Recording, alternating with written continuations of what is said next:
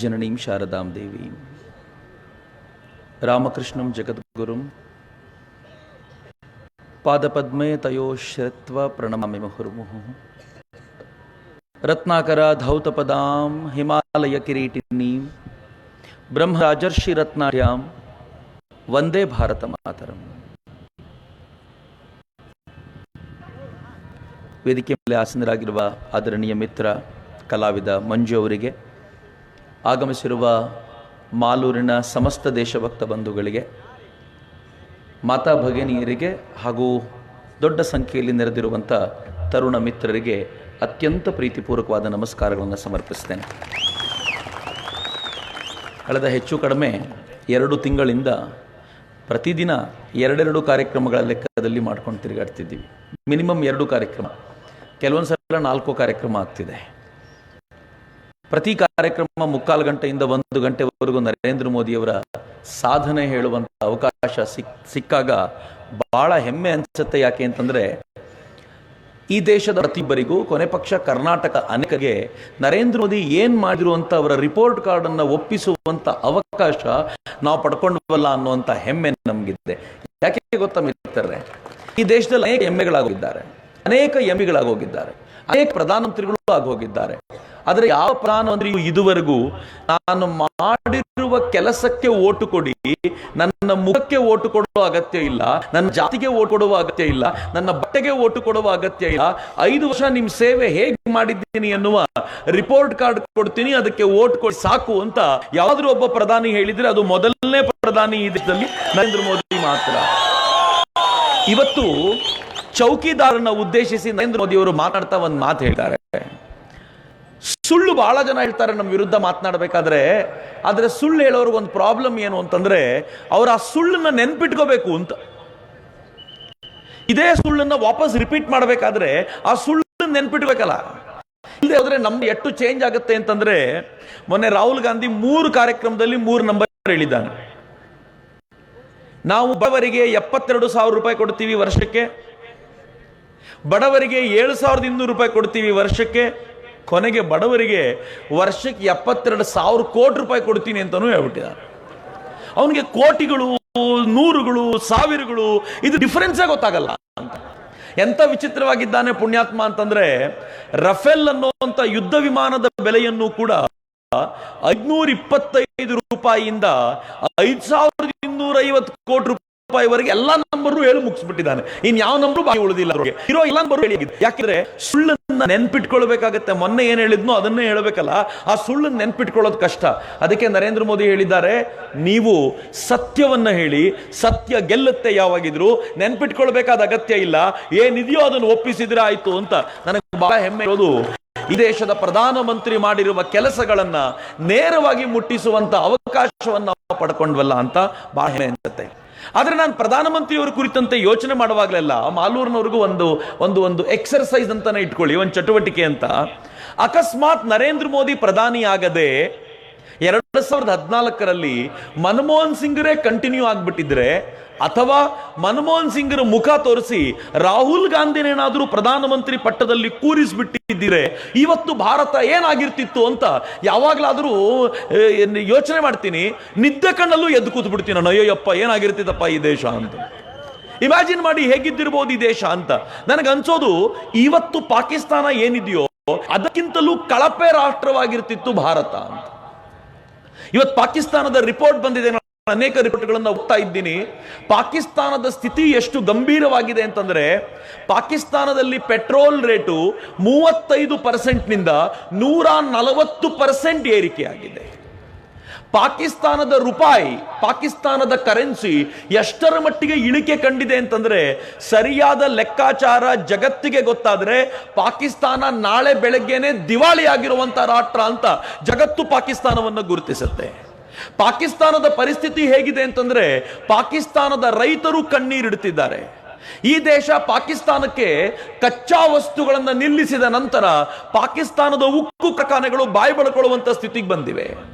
ಪಾಕಿಸ್ತಾನದ ವಸ್ತುಗಳನ್ನು ನಾವು ಕೊಂಡುಕೊಳ್ಳಲ್ಲ ಅಂತ ಹೇಳಿದ ಮೇಲೆ ಪಾಕಿಸ್ತಾನದ ರೈತರು ಕಣ್ಣೀರಿಡುತ್ತಿದ್ದಾರೆ. ಪಾಕಿಸ್ತಾನ ಪ್ರತಿನಿತ್ಯ ಕಣ್ಣೀರಲ್ಲಿ ಕೈ ತೊಳಿತಾ ಇದೆ. ನನಗನ್ಸೋದು, ಅಕಸ್ಮಾತ್ ನರೇಂದ್ರ ಮೋದಿ ಈ ಜಾಗದಲ್ಲಿ ಕೂತಿರದೆ ಹೋಗಿದ್ದಿದ್ರೆ, ನರೇಂದ್ರ ಮೋದಿ ಅಲ್ಲಿರದೆ ಹೋಗಿದ್ದಿದ್ರೆ ಇವತ್ತು ಭಾರತ ಪಾಕಿಸ್ತಾನಕ್ಕಿಂತಲೂ ಅತ್ತತ್ತ ಆಗಿರ್ತಿತ್ತು ಅಂತ. ನಾನು ಸುಮ್ಮನೆ ಯೋಚನೆ ಮಾಡ್ತಿರ್ತೀನಿ, ನರೇಂದ್ರ ಮೋದಿ ಬರೋಕ್ಕಿಂತ ಮುಂಚೆ 10 ವರ್ಷಗಳ ಹಿಂದೆ ಭಾರತ ಹೇಗಿತ್ತು ಅಂತಂದ್ರೆ ಸಾಲಗಾರ ರಾಷ್ಟ್ರವಾಗಿತ್ತು ಭಾರತ. ಎಷ್ಟರ ಮಟ್ಟಿಗೆ ಸಾಲ ಮಾಡಿದ್ವಿ ಅಂತಂದ್ರೆ ಜಗತ್ತಿನ ಯಾವ ರಾಷ್ಟ್ರಗಳು ಸಾಲ ಕೊಡ್ತೀವಿ ಎಂದಾಗ್ಲೂ ಕೈ ಚಾಚಿಕೊಂಡು ನಿಂತಿರ್ತಿದ್ವಿ. ಮಿತ್ರೆ, ಬಹಳ ಜನರಿಗೆ ಗೊತ್ತಿಲ್ಲ, ಈ ದೇಶ ದಿವಾಳಿಯ ಅಂಚಿನಲ್ಲಿದ್ದ ದೇಶವಾಗಿ ನಿಂತಿತ್ತು. ಈ ದೇಶದ ಸಾಲ ಯಾವ ಮಟ್ಟಿಗೆ ಇತ್ತು ಅಂತಂದ್ರೆ, ನಾನೆನ್ನೆ ಕೋಲಾರದ ಜನರಿಗೆ ಎಕ್ಸ್ಪ್ಲೈನ್ ಮಾಡ್ತಾ ಇದ್ದೆ, ಈ ದೇಶಕ್ಕೆ ವಿದೇಶಗಳಿಂದ ಪೆಟ್ರೋಲ್ ಕೊಂಡುಕೊಳ್ಳುವ ತಾಕತ್ತಿರಲಿಲ್ಲ. ಪೆಟ್ರೋಲ್ಗೆ ದುಡ್ಡು ಕೊಡ್ಲಿಕ್ಕೆ ತಾಕತ್ತಿಲ್ಲ ಅಂತ ಗೊತ್ತಾದಾಗ ಈ ದೇಶದ ಬುದ್ಧಿವಂತ ಪ್ರಧಾನಮಂತ್ರಿ ಮತ್ತು ಬುದ್ಧಿವಂತ ಹಣಕಾಸು ಸಚಿವ ಇಬ್ರು ಸೇರಿ, ಒಬ್ಬ ಮನಮೋಹನ್ ಸಿಂಗ್ ಮತ್ತೊಬ್ಬ ಪಿ ಚಿದಂಬರಂ, ಇಬ್ರು ಸೇರಿ ಏನ್ ಮಾಡಿದ್ರು ಗೊತ್ತಾ? ಈ ಪೆಟ್ರೋಲ್ ಕೊಡುವಂತ ಕಂಪನಿಗಳಿಗೆ, ಆಯಿಲ್ ಕೊಡುವಂತ ಕಂಪನಿಗಳಿಗೆ ಅವರುಗಳಿಗೆ ಬಾಂಡ್ ಪೇಪರ್ ಅನ್ನ ಕೊಟ್ಟರು. ನೀವೆಲ್ಲರೂ ಹೇಗೆ NSE ಸರ್ಟಿಫಿಕೇಟ್ ಎಲ್ಲ ತಗೋತಿರೋ ಬ್ಯಾಂಕ್ ಅಲ್ಲಿ ನಿಮ್ ದುಡ್ಡನ್ನು ಕೊಟ್ಟು ಬಾಂಡ್ ಪೇಪರ್ ತಗೊಳ್ತಿರೋ, ಹಾಗೆ ಈ ದೇಶ ಅವರುಗಳಿಗೆ ಬಾಂಡ್ ಪೇಪರ್ ಕೊಟ್ಟು ಹೇಳ್ತು, ನಮ್ಮ ಹತ್ರ ಸದ್ಯಕ್ಕೆ ದುಡ್ಡಿಲ್ಲ, ನಾವು ಬಾಂಡ್ ಪೇಪರ್ ಕೊಡ್ತೀವಿ, ನಿಮ್ಗೆ ಯಾವತ್ತು ದುಡ್ಡು ಬೇಕಾಗುತ್ತೆ ಅಂತ ಹೇಳ್ತಿರೋ ಅವತ್ತು ನಾವು ದುಡ್ಡನ್ನು ಕೊಡ್ತೀವಿ ನಿಮ್ಗೆ ಅಂತ ಹೇಳಿ ಆ ಬಾಂಡ್ ಪೇಪರ್ ಮೇಲೆ 7.5% ಇಂದ 8.5% ಬಡ್ಡಿ ಕಟ್ತಾ ಇತ್ತು ಭಾರತ. ನಾವು ಮಾಡಿದ ಸಾಲ ಎಷ್ಟಿತ್ತು ಗೊತ್ತಾ? 4-5 ಆಯಿಲ್ ರಾಷ್ಟ್ರಗಳಿಂದ ನಮಗೆ ಇಂಧನವನ್ನು ಪೂರೈಕೆ ಮಾಡುವ ರಾಷ್ಟ್ರಗಳೊಂದಿಗೆ ನಾವು ಮಾಡಿಕೊಂಡ ಸಾಲ 1,70,000 ಕೋಟಿ ರೂಪಾಯಿ ಇತ್ತು. ಅದಕ್ಕೆ 70,000 ಕೋಟಿ ರೂಪಾಯಿ ಬಡ್ಡಿ ಸೇರಿ 1,40,000 ಕೋಟಿ ರೂಪಾಯಿ ಸಾಲ, 70,000 ಕೋಟಿ ಬಡ್ಡಿ ಸೇರಿ 2,10,000 ಕೋಟಿ ರೂಪಾಯಿ ಸಾಲ ನಮ್ಮ ತಲೆ ಮೇಲಿತ್ತು ನರೇಂದ್ರ ಮೋದಿ ಅಧಿಕಾರ ಸ್ವೀಕರಿಸುವಾಗ. ನರೇಂದ್ರ ಮೋದಿ ಅಧಿಕಾರ ಸ್ವೀಕರಿಸುವಾಗ ಈ ದೇಶ ಯಾವ ಪರಿಸ್ಥಿತಿಯಲ್ಲಿತ್ತು ಅಂತಂದ್ರೆ, ಈ ದೇಶದ ಬ್ಯಾಂಕಿಂಗ್ ಸಿಸ್ಟಮ್ ಪೂರ್ತಿ ಉದ್ಧ್ವಸ್ತಗೊಂಡಿತ್ತು. ಎಲ್ಲ ಶ್ರೀಮಂತರಿಗೆ ಸಾಲ ಕೊಟ್ಟು ಕೊಟ್ಟು ಕೊಟ್ಟು ಅವರುಗಳು ವಾಪಸ್ ಕೊಡಲ್ಲ ಅಂತ ಹೇಳಿ ನಮ್ಮ ಎಲ್ಲ ಬ್ಯಾಂಕುಗಳು ಕೂಡ ದಿವಾಳಿಯ ಅಂಚಿಗೆ ಬಂದು ನಿಂತಿದ್ದು. ಏನಾದರೂ ಇವರಿಗೆಲ್ಲ ಇಷ್ಟು ಸಾಲ ಕೊಟ್ಟಿದ್ದಾರೆ ಅಂತ ಜನಕ್ಕೆ ಗೊತ್ತಾಗಿದ್ರೆ ಜನ ಎಲ್ಲ ಬ್ಯಾಂಕಿಂಗ್ ನುಗ್ಗಿ ಮೊದಲು ನಮ್ ದುಡ್ಡು ವಾಪಸ್ ಕೊಡಿ ಅಂತ ಕಿತ್ಕೊಂಡು ಹೋಗ್ಬಿಟ್ಟಿರ್ತಿದ್ರು. ದೇಶದ ದಿವಾಳಿಯ ಅಂಚಿಗೆ ಬಂದಿರ್ತಿತ್ತು. ನರೇಂದ್ರ ಮೋದಿ ಬಂದಾಗ ಇಷ್ಟು ಡೇಂಜರ್ ಅಲ್ಲಿತ್ತು. ಏನಾದರೂ ಮನಮೋಹನ್ ಸಿಂಗ್ ಕಂಟಿನ್ಯೂ ಆಗಿದ್ರೆ, ಅದ್ರ ಜೊತೆಗೆ ಪುಣ್ಯಾತ್ಮ ರಾಹುಲ್ ಗಾಂಧಿ ಏನಾದರೂ ಅಲ್ಲಿ ಹೋಗಿ ಕೂತಿದ್ದಿದ್ರೆ ದೇವರೇ ಗತಿ. ರಾಹುಲ್ ಗಾಂಧಿ ಮೊನ್ನೆ ಬಂದು ಹೇಳಿದ್ದಾನಲ್ಲ, ನೀವೆಲ್ಲರೂ ಕೇಳಿರ್ಬೇಕು. ಮೊನ್ನೆ ರಾಹುಲ್ ಗಾಂಧಿ ಹೇಳಿದ್ದಾನೆ, ಎಲ್ಲ ಬಡವರಿಗೂ ನಾನು ಪ್ರಧಾನಮಂತ್ರಿ ಆದ್ರೆ 72,000 ರೂಪಾಯಿ ವರ್ಷಕ್ಕೆ ಕೊಡ್ತೀನಿ ಅಂತ. 72,000 ರೂಪಾಯಿ ವರ್ಷಕ್ಕೆ ಅಂದ್ರೆ ತಿಂಗಳಿಗೆ 6,000 ರೂಪಾಯಿ ಒಂದು ಫ್ಯಾಮಿಲಿಗೆ ಕೊಡಬೇಕು ಅಂತ. ಮಿತ್ರೆ, ನಿಮ್ಮ ಮನೆ ಕೆಲಸಕ್ಕೆ ಅಂತ ಬರ್ತಾಳಲ್ಲ ಒಂದು ಹೆಣ್ಮಗಳು, ಅವಳಿಗೂ ತಿಂಗಳಿಗೆ ನೀವು 6,000 ರೂಪಾಯಿ ಕೊಡಲ್ಲ. ಸರ್ಕಾರ ಕೂತು ತಿನ್ನುವ ಒಂದು ಫ್ಯಾಮಿಲಿಗೆ ತಿಂಗಳಿಗೆ 6,000 ರೂಪಾಯಿ ಕೊಡ್ತೀನಿ ಅಂತ ಹೇಳುತ್ತೆ, ವರ್ಷಕ್ಕೆ 72,000 ರೂಪಾಯಿ ಕೊಡ್ತೀನಿ ಅಂತ. ಈ ತರ ಪಡ್ಕೊಳ್ಳೋ ಜನ ಎಷ್ಟಿದ್ದಾರೆ ಗೊತ್ತಾ? ಬಹಳ ಲೆಕ್ಕನೇ ಹಾಕ್ಲಿಲ್ಲ. ವರ್ಷಕ್ಕೆ 72,000 ರೂಪಾಯಿ ರಾಹುಲ್ ಗಾಂಧಿ ಪ್ರಾಮಿಸ್ ಮಾಡಿರೋದು 5 ಕೋಟಿ ಜನರಿಗೆ. 5 ಕೋಟಿ ಜನರಿಗೆ 72,000 ರೂಪಾಯಿ ಆದ್ರೆ ವರ್ಷದ ಒಟ್ಟಾರೆ ಖರ್ಚು ಎಷ್ಟು ಗೊತ್ತಾ? 3,60,000 ಕೋಟಿ ರೂಪಾಯಿ. ಕರ್ನಾಟಕದ ವರ್ಷದ ಬಜೆಟ್ 2,40,000 ಕೋಟಿ ರೂಪಾಯಿ. ಹೆಚ್ಚು ಕಡಿಮೆ ಕರ್ನಾಟಕದ ವರ್ಷದ ಬಜೆಟ್ಟಿನ 1.5 ಪಟ್ಟು ಹೆಚ್ಚು ಹಣವನ್ನ ರಾಹುಲ್ ಗಾಂಧಿ ಹಂಚ್ತೀನಿ ಅಂತ ಹೇಳ್ತಿರೋದು. ಹೋಗ್ಲಿ, ದುಡ್ಡೆಲ್ಲಿಂದ ತರ್ತಿಯಪ್ಪ ಅಂತ ಕೇಳಿದ್ರೆ ರಾಹುಲ್ ಗಾಂಧಿ ಏನ್ ಹೇಳ್ದ ಗೊತ್ತಾ? ನೋಡಿ, ಅವೆಲ್ಲ ನನ್ನ ಹತ್ರ ಕೇಳಬೇಡಿ, ಒಂದ್ಸಲ ಪ್ರಧಾನಮಂತ್ರಿ ಕುರ್ಚಿಯಲ್ಲಿ ಕೂರಿಸ್ಬಿಡಿ, ಉಳಿದಿದ್ದೆಲ್ಲ ನಾನು ನಿಮ್ಗೆ ಆಮೇಲೆ ಹೇಳ್ತೀನಿ ಅಂತ. ಒಂದ್ಸಲ ಕೂತ್ ಬಿಡ್ಬೇಕು ಅಂತ ಹೆಂಗಾದ್ರೂ ಮಾಡಿ ಆ ಕುರ್ಚಿಯಲ್ಲಿ ಕೂತ್ ಬಿಡ್ಬೇಕು ಎನ್ನುವಂತ ಹಠಕ್ಕೆ ಬಿದ್ದಿರೋ ತರ ಹೇಳಿರೋದು. 3,60,000 ಕೋಟಿ ರೂಪಾಯಿ ತರೋದು ಎಲ್ಲಿಂದ ಅಂತ. ನಾನು ಸುಮ್ಮನೆ ಒಂದು ಪುಟ್ಟ ಲೆಕ್ಕಾಚಾರ ಕೊಡ್ತೀನಿ ನಿಮ್ಗೆ. ನಾನು ಭಾರತದ ಎಕಾನಮಿಯನ್ನ 5 ವರ್ಷಗಳ ಹಿಂದೆ ಇವರೇ ಹೋಗಿ ಕೂತ್ ಬಿಟ್ಟಿದ್ರೆ ಎಲ್ಲಿಗೆ ತಂದು ನಿಲ್ಸಿರ್ತಿದ್ರು ಅಂತ. 3,60,000 ಕೋಟಿ ರೂಪಾಯಿನ ಕಾಂಗ್ರೆಸ್ ಎಲ್ಲಿಂದ ತರುತ್ತೆ ಅಂತ ಇವರು ಒಟ್ಟಾರೆ ಲೆಕ್ಕಾಚಾರ ಕೇಳಿದ್ರೆ ಕಾಂಗ್ರೆಸ್ಗೆ ಗೊತ್ತೇ ಇಲ್ಲ, ಒಂದು ಚೂರು ಲೆಕ್ಕಾಚಾರ ಗೊತ್ತಿಲ್ಲ. ಈ ದೇಶದಲ್ಲಿ ಕೇಂದ್ರ ಸರ್ಕಾರದ ವರ್ಷದ ಬಜೆಟ್ 22 ಲಕ್ಷ ಕೋಟಿ ರೂಪಾಯಿ. 22 ಲಕ್ಷ ಕೋಟಿ ರೂಪಾಯಿಲಿ ಹೆಚ್ಚು ಕಡಿಮೆ 10 ರಿಂದ 11 ಲಕ್ಷ ಕೋಟಿ ರೂಪಾಯಿನ ಕೇಂದ್ರ ಸರ್ಕಾರ ರಾಜ್ಯ ಸರ್ಕಾರಗಳಿಗೆ ಕೊಟ್ಬಿಡುತ್ತೆ ಡೆವಲಪ್ಮೆಂಟ್ಗೆ ಅಂತ. ಉಳಿದ 11 ಲಕ್ಷ ಕೋಟಿ ರೂಪಾಯಿಯಲ್ಲಿ ಅವರು ಬಡ್ಡಿನ ತೀರಿಸಬೇಕು. ಎರಡನೇದು, ಈ ಬಜೆಟ್ ನಮ್ಮ ರಕ್ಷಣಾ ಬಜೆಟ್ಗೆ ಅಂತ 3 ಲಕ್ಷ ಕೋಟಿ ರೂಪಾಯಿ ಕೊಡಬೇಕು. ಮೂರನೇದು, ಎಜುಕೇಶನ್ಗೆ ಅಂತ 1 ಲಕ್ಷ ಕೋಟಿ ರೂಪಾಯಿ ಕೊಡಬೇಕು. ರೈಲ್ವೆಗೆ ಅಂತ 1.5 ಲಕ್ಷ ಕೋಟಿ ರೂಪಾಯಿ ಕೊಡಬೇಕು. ಹೆಲ್ತ್ಗೆ ಅಂತ 60,000 ಕೋಟಿ ರೂಪಾಯಿ ಕೊಡಬೇಕು. ಇವೆಲ್ಲವನ್ನು ಖರ್ಚು ಮಾಡಿದ ನಂತರ ಈ ದೇಶದ ಬಜೆಟ್ ನಲ್ಲಿ ದುಡ್ಡು ಉಳಿಯೋದಿರ್ಲಿ, ಈ ದುಡ್ಡು ಸಾಕಾಗಲ್ಲ ಅಂತ ಬೇರೆ ರಾಷ್ಟ್ರದಿಂದ ಮತ್ತೆ ಸಾಲ ತಂದುಕೊಳ್ಳಬೇಕು. ಈ ತರದ ಪರಿಸ್ಥಿತಿ ಈಗಲೇ ಇದೆ. ಇಂಥದ್ರಲ್ಲಿ 3,60,000 ಕೋಟಿ ರೂಪಾಯಿ ಎಲ್ಲಿಂದ ತರ್ತಿಯಪ್ಪ ಅಂತ ಕೇಳಿದ್ರೆ ರಾಹುಲ್ ಗಾಂಧಿ ಹೇಳ್ತಾನೆ, ಅಲ್ಲ ಕೇಳಬೇಡಿ, ಕೊಡಬೇಕು ಅಂತ ಡಿಸೈಡ್ ಮಾಡಿದ್ದೀನಿ, ಅಲ್ಲಿ ಕೂರಿಸಿ ಉಳಿದಿದ್ದು ನಾನು ನೋಡ್ಕೊಳ್ತೀನಿ. ಇವನೇನಾದ್ರು ದಿವಸದಿಂದ ಕೂರಿಸಿ ಇಂಥದ್ದೊಂದು ತಲೆಕೆಟ್ಟ ಐಡಿಯಾ ಅವ್ನು ತಗೊಂಡು ಬಂದಿದ್ದಿದ್ರೆ ಇಷ್ಟೊತ್ತಿಗೆ ಭಾರತ ಏನಾಗಿರ್ತಿತ್ತು ಗೊತ್ತಾ? ಇವತ್ತು ಪಾಕಿಸ್ತಾನ ಏನಿದೆಯಲ್ಲ ಅದಕ್ಕಿಂತಲೂ ಕಳಪೆ ರಾಷ್ಟ್ರವಾಗಿರ್ತಿದ್ವಿ ನಾವು. ಯಾಕೆ ಅಂತಂದ್ರೆ ಇವನು ಕೊಟ್ಟಿರೋ ಪ್ರಾಮಿಸ್ ಅನ್ನ ಪೂರೈಕೆ ಮಾಡಲಿಕ್ಕೆ 3.5 ಲಕ್ಷ ಕೋಟಿ ರೂಪಾಯಿನ ಒಂದೋ ವಿದೇಶದಿಂದ ಸಾಲ ತರಬೇಕಿತ್ತು. 5 ವರ್ಷದಲ್ಲಿ ಹೆಚ್ಚು ಕಡಿಮೆ 17 ಲಕ್ಷ ಕೋಟಿ ರೂಪಾಯಿ ಸಾಲ ನಮ್ಮ ತಲೆ ಮೇಲೆ ಬಿದ್ದಿರ್ತಿತ್ತು. ಅದನ್ನು ಯಾರು ತೀರಿಸಬೇಕು? ಏನ್ ಇಂದಿರಾ ಗಾಂಧಿ ಫ್ಯಾಮಿಲಿ ಅವ್ರು ತೀರಿಸ್ತೀರಾ ಅನ್ಕೊಂಡಿದ್ದೀರಾ? ನಾನು ಮತ್ತು ನೀವೇ ತೀರಿಸಬೇಕಿತ್ತು. ಎಲ್ಲಿಂದ ತೀರಿಸಬೇಕು ಅದನ್ನ? ಮುಂದಿನ ಶತಮಾನಗಳ ಕಾಲ ಈ ದೇಶದ ಪೀಳಿಗೆಗಳು ಕಣ್ಣೀರಿಟ್ಟುಕೊಂಡು ನಾವು ಹಿಂಗ್ ಅನ್ಯಾಯ ಮಾಡ್ಬಿಟ್ವಲ್ಲ ಅಂತ ಕಣ್ಣೀರಿಡಬೇಕಿತ್ತು. ನಾನು ಅದಕ್ಕೆ ದೇವರಿಗೆ ಶತ ನಮನ ಸಲ್ಲಿಸ್ತೀನಿ. ರಾಹುಲ್ ಗಾಂಧಿ ಬದಲು ಮೋದಿನ ಕೂರಿಸಿದ್ಯಲ್ಲ ಅಲ್ಲಿ, ನಾವ್ ಇವತ್ತು ಆರಾಮಾಗಿ ಬದುಕಲಿಕ್ಕೆ ಅದೇ ಕಾರಣ ಅಂತ ಇವತ್ತು ನನಗನ್ಸುತ್ತೆ. ಮಿತ್ರರೇ, ಅಕಸ್ಮಾತ್ ಅವ್ರೇನಾದ್ರೂ ಸಾಲ ತಗೊಳ್ಳಿಕ್ಕೆ ಇಷ್ಟಪಡಲಿಲ್ಲ ಅಂದ್ರೆ ಎರಡನೇ ಮಾರ್ಗ ಏನಿತ್ತು ಗೊತ್ತಾ? ಎರಡನೇ ಮಾರ್ಗ ನನಗೆ ಮತ್ತು ನಿಮಗೆ ಹೆಚ್ಚಿನ ಟ್ಯಾಕ್ಸ್ ಹಾಕಿ ಲೂಟಿ ಮಾಡಬೇಕಿತ್ತು. ಬ್ರಿಟಿಷರು ಈ ದೇಶವನ್ನು ಆಳುವಾಗ ಬ್ರಿಟಿಷರು ಹೇಳ್ತಾ ಇದ್ರು 50% ತೆರಿಗೆಯನ್ನು ಹಾಕಿದ್ರೆ ತಪ್ಪಿಲ್ಲ, ಅದು ನ್ಯಾಯಯುತವಾಗಿದೆ ಅಂತ. ಬಹುಶಃ ನನಗೆ ಅನ್ಸುತ್ತೆ ಈ ಪುಣ್ಯಾತ್ಮನ ಕೈಯಲ್ಲಿ ಕೊಟ್ಟಿದ್ದಿದ್ರೆ ಗವರ್ಮೆಂಟ್ ಅನ್ನ 50% ಟ್ಯಾಕ್ಸ್ ಹಾಕಿ ಬಂದಿರೋ ದುಡ್ಡಿನಲ್ಲಿ ಬಡವರಿಗೆ ಹಂಚಬೇಕು ಅಂತ. ಒಂದೇ ನಂಗೆ ಯಾರೋ ಒಂದು ಒಳ್ಳೆ ಆಡಿಯೋ ಕಳಿಸ್ಕೊಟ್ರು. ಒಂದು ರಾಜ ಸಿಂಹ ಕಾಡ್ನಲ್ಲಿ ಹೇಳಿದ್ನಂತೆ, ನನ್ನನ್ನು ಮತ್ತೊಮ್ಮೆ ರಾಜನಾಗಿ ಎಲೆಕ್ಟ್ ಮಾಡಿದರೆ ನಾನು ಎಲ್ಲ ಪ್ರಾಣಿಗಳಿಗೂ ಬರಲಿರುವ ಚಳಿಯಲ್ಲಿ ಒಳ್ಳೆ ಉಣ್ಣೆಯ ಶಾಲನ್ನು ವಿತರಿಸ್ತೀನಿ ಅಂತ ಹೇಳ್ತಂತೆ. ಎಷ್ಟು ಚೆನ್ನಾಗಿದೆ ನೋಡಿ. ಬರಲಿರುವ ಚಳಿಗಾಲದಲ್ಲಿ ಎಲ್ಲ ಪ್ರಾಣಿಗಳಿಗೂ ಉಣ್ಣೆಯ ಶಾಲನ್ನು ಕೊಡ್ತೀನಿ, ನನ್ನನ್ನು ನೀವು ಕರ್ಕೊಂಡೋಗಿ ರಾಜನನ್ನಾಗಿ ಮಾಡಿ ಅಂತ. ಎಲ್ಲರೂ ಬಹಳ ಖುಷಿಯಾದ್ರು, ಚಪ್ಪಾಳೆ ತಟ್ಟಿದ್ರು, ಎಂತ ಚೆನ್ನಾಗಿದೆ ಐಡಿಯಾ ಅಂತ. ಒಂದು ಕುರಿ ಮುಂದಕ್ಕೆ ಬಂದು ಕೇಳ್ತಂತೆ, ಅಣ್ಣ ಇದಕ್ಕೆ ಉಣ್ಣೆ ಎಲ್ಲಿಂದ ತರ್ತೀಯ ಅಣ್ಣ? ಅದಕ್ಕೆ ಸಿಂಹ ಅದನ್ನು ನೋಡಿ ನಕ್ತಂತೆ, ನನಗೆ ಗೊತ್ತಿದೆ ಎಲ್ಲಿಂದ ತರಬೇಕು ಅಂತ, ನೀನು ಹೋಗು ಮನೆಗೆ ಅಂತ. ಇದೇ ಕುರಿಯ ಉಣ್ಣೆಯನ್ನು ತೆಗೆದು ಉಳಿದವ್ರಿಗೆಲ್ರಿಗೂ ಶಾಲನ್ನು ಹಂಚುವ ಈ ಪ್ರಯತ್ನ ಇದೆಯಲ್ಲ, ನಮ್ಮಲ್ಲಿ ಅನೇಕರಿಗೆ ಅರ್ಥವೇ ಆಗಲ್ಲ. ತೆಗೆಯೋದು ನಮ್ಮಿಂದಾನೆ, ಮತ್ತೆ ಎಲ್ರಿಗೂ ಹಂಚ್ತೀವಿ ಅಂತ ಹೇಳುವಂತ ಈ ಪ್ರಯೋಗ ಇದೆಯಲ್ಲ, ಕಾಂಗ್ರೆಸ್ 70 ವರ್ಷಗಳಿಂದ ಇಂಥದ್ದೇ ಆಳ್ವಿಕೆ ನಡೆಸ್ಕೊಂಡು ಬಂದಿರೋದು. ಮಿತ್ರ, ಟ್ಯಾಕ್ಸ್ ಹೆಚ್ಚಿಗೆ ಹಾಕಿದ್ರೆ ಈ ದೇಶ ಜನ ಬದುಕೋಕ್ ಆಗಲ್ಲ ಅಂತ ಗೊತ್ತಿದ್ರು ಟ್ಯಾಕ್ಸ್ ಹಾಕಿ ತೆಗಿಬೇಕು ಅಂತ. ಇದು ಬಿಟ್ರೆ ಮೂರನೇದೊಂದು ಮಾರ್ಗ ಇದೆ. ಏನಿದೆ ಗೊತ್ತಾ? 72,000 ರೂಪಾಯಿನ ಪ್ರತಿಯೊಬ್ಬರಿಗೂ ಕೊಡ್ಲಿಕ್ಕೆ ಮೂರನೇ ಮಾರ್ಗ ಯಾವುದು ಅಂದ್ರೆ ನೋಟ್ ಪ್ರಿಂಟ್ ಮಾಡಿ ಹಂಚೋದು. ನೋಟ್ ಪ್ರಿಂಟ್ ಮಾಡಿ ಹಂಚೋದು ಬಹಳ ಸುಲಭ. ಆದ್ರೆ ಪ್ರಾಬ್ಲಮ್ ಏನು ಗೊತ್ತಾ? ನೋಟು ಹಂಚ್ತಾ ಅದಕ್ಕೆ ವ್ಯಾಲ್ಯೂ ಇಲ್ಲದೆ ಹೋದಾಗ 100 ರೂಪಾಯಿ ನೋಟಿಗೆ ಬೆಲೆನೇ ಇರಲ್ಲ. 100 ರೂಪಾಯಿ 1000 ರೂಪಾಯಿಗೆ ಈಕ್ವಲ್ ಆಗ್ಬಿಡುತ್ತೆ. ಯಾರ ಹತ್ರ 1000 ರೂಪಾಯಿ ಇರುತ್ತೋ ಅವನಿಗೆ 100 ರೂಪಾಯಿ ಇದ್ದಷ್ಟೇ ಕಿಮ್ಮತ್ತಿರುತ್ತೆ, 72,000 ರೂಪಾಯಿಗೆ ಕಿಮ್ಮತ್ತೇ ಇರಲ್ಲ. ಆ ತರದ ಪರಿಸ್ಥಿತಿ ನಿರ್ಮಾಣ ಆದ್ರೆ ವೆನಿಜುವೆಲಾ ಅಂತ ಒಂದು ದೇಶ ಇದೆ, ಆ ದೇಶದೊಂದು ಫೇಸ್ಬುಕ್ ಅಲ್ಲಿ ಓಡಾಡ್ತಾ ಇದೆ. ಆ ದೇಶದಲ್ಲಿ 1 kg ಕೋಳಿ ಮಾಂಸಕ್ಕೆ, ಮೊನ್ನೆ ಬಂದಿತ್ತು ಅದಕ್ಕೋಸ್ಕರ ಹೇಳ್ತಿದ್ದೀನಿ, 1 kg ಕೋಳಿ ಮಾಂಸಕ್ಕೆ 1 ಕೋಟಿ ಬೊಲಿವೆರಾ ಖರ್ಚು ಮಾಡಬೇಕು. ಅಂದ್ರೆ ಲೆಕ್ಕ ಹಾಕೊಳ್ಳಿ, ಒಂದು ಬ್ಯಾಗ್ ತುಂಬಾ ಕರೆನ್ಸಿ ತಗೊಂಡು ಹೋಗ್ಬೇಕು, 1 kg ಚಿಕನ್ ತಗೊಂಡು ಬರಬೇಕು. ಇದು ಬೊಲಿವೆರಾದಲ್ಲಿ ಅಲ್ಲಿರುವಂತ ಪರಿಸ್ಥಿತಿ. ವೆನಿಜುವೆಲಾದಲ್ಲಿ, ಈ ದೇಶದಲ್ಲೂ ಅಂಥದ್ದೇ ಪರಿಸ್ಥಿತಿ ನಿರ್ಮಾಣವಾಗಿರ್ತಿತ್ತು. ಅಕಸ್ಮಾತ್ ನರೇಂದ್ರ ಮೋದಿ ಜಾಗದಲ್ಲಿ ರಾಹುಲ್ ಗಾಂಧಿ ಕೂತಿದ್ರೆ ಇಷ್ಟೆಲ್ಲ ಅನ್ಯಾಯ ನಡೆದಿರ್ತಿತ್ತು. ಪಾಕಿಸ್ತಾನಕ್ಕಿಂತ ಕೆಟ್ಟೋಗಿರ್ತಿದ್ವಿ ನಾವು. ಮಿತ್ರರೇ, ನರೇಂದ್ರ ಮೋದಿ ಜಾಗದಲ್ಲಿ ರಾಹುಲ್ ಗಾಂಧಿ ಇವತ್ತಿಗಿದ್ದಿದ್ರೆ ಪಾಕಿಸ್ತಾನ ನಮ್ಮ ಮೇಲೆ ದಾಳಿ ಮಾಡ್ತಾನೆ ಇರ್ತಿತ್ತು. ಪಾಕಿಸ್ತಾನದಿಂದ ಭಯೋತ್ಪಾದಕರು ಒಳಗೆ ನುಗ್ಗಿ ಬರ್ತಾನೆ ಇರ್ತಿದ್ರು.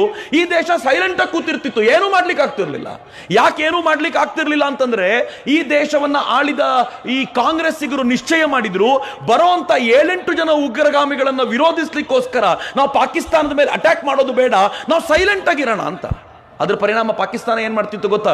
1 ತಿಂಗಳಲ್ಲಿ ಮುಂಬೈ ಮೇಲೆ ದಾಳಿ ಮಾಡ್ತಿತ್ತು, ಇನ್ನೊಂದು ತಿಂಗಳಲ್ಲಿ ಗುಜರಾತ್ ಮೇಲೆ ದಾಳಿ ಮಾಡ್ತಿತ್ತು, ಮತ್ತೊಂದು ತಿಂಗಳಲ್ಲಿ ಬೆಂಗಳೂರು ಮೇಲೆ ದಾಳಿ ಮಾಡ್ತಿತ್ತು, ಇನ್ನೊಂದು ತಿಂಗಳಲ್ಲಿ ಕಾಶ್ಮೀರದಲ್ಲಿ ದಾಳಿ ಮಾಡ್ತಿತ್ತು, ಮತ್ತೊಂದು ತಿಂಗಳಲ್ಲಿ ಗುಜರಾತ್ನಲ್ಲಿ ಎಲ್ಲಂದ್ರೆ ಅಲ್ಲಿ ದಾಳಿ ನಡೀತಿತ್ತು. ನಾವು ಹೇಳ್ತಿದ್ವಿ, ಬರೋರು 2 ಜನ 3 ಜನ ಅವರಿಗೋಸ್ಕರ ಪಾಕಿಸ್ತಾನದ ಮೇಲೆ ಯಾಕೆ ದಾಳಿ ಮಾಡಬೇಕು ಅಂತ. ಇದು ನಾನು ಹೇಳಿರೋ ಮಾತಲ್ಲ.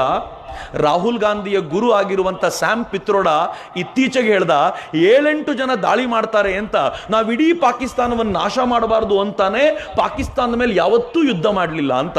ಆದರೆ ನೆನ್ಪಿಟ್ಕೊಳ್ಳಿ, ಈ ದೇಶದ ಪ್ರಧಾನಿ ನರೇಂದ್ರ ಮೋದಿ ಈ ಮಾತನ್ನು ಯಾವತ್ತೂ ಹೇಳಲಿಲ್ಲ. ನರೇಂದ್ರ ಮೋದಿ ಹೇಳಿದ್ರು, ಒಬ್ಬನೇ ಒಬ್ಬ ಪಾಕಿಸ್ತಾನದಿಂದ ಭಾರತದ ಒಳಕ್ಕೆ ಬಂದು ನನ್ನ ದೇಶದ ಒಬ್ಬನೇ ಒಬ್ಬ ನಾಗರಿಕನನ್ನ ಮುಟ್ಟಿದ್ರೆ ಪಾಕಿಸ್ತಾನದ ಒಂದು ತಲೆ ಕಡಿದು ಬಿಸಾಕ್ತೇನೆ, ಹುಷಾರಾಗಿ ನಮ್ಮ ಎದುರುಗಡೆ ವ್ಯವಹಾರ ಮಾಡಬೇಕಾದ್ರೆ ಅಂತಂದ್ರು.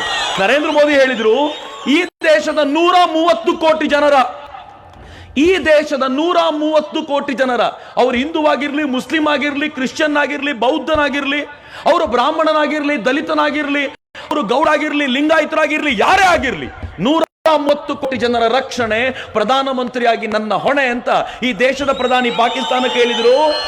ನನ್ನ ದೇಶದ ಒಬ್ಬನ ತಂಟೆಗೆ ಬಂದ್ರೆ ನಿನ್ನ ದೇಶದಲ್ಲಿ ಒಬ್ಬನ ತೆಗಿತೀನಿ, ಹುಷಾರಾಗಿರಿ ಅಂತ.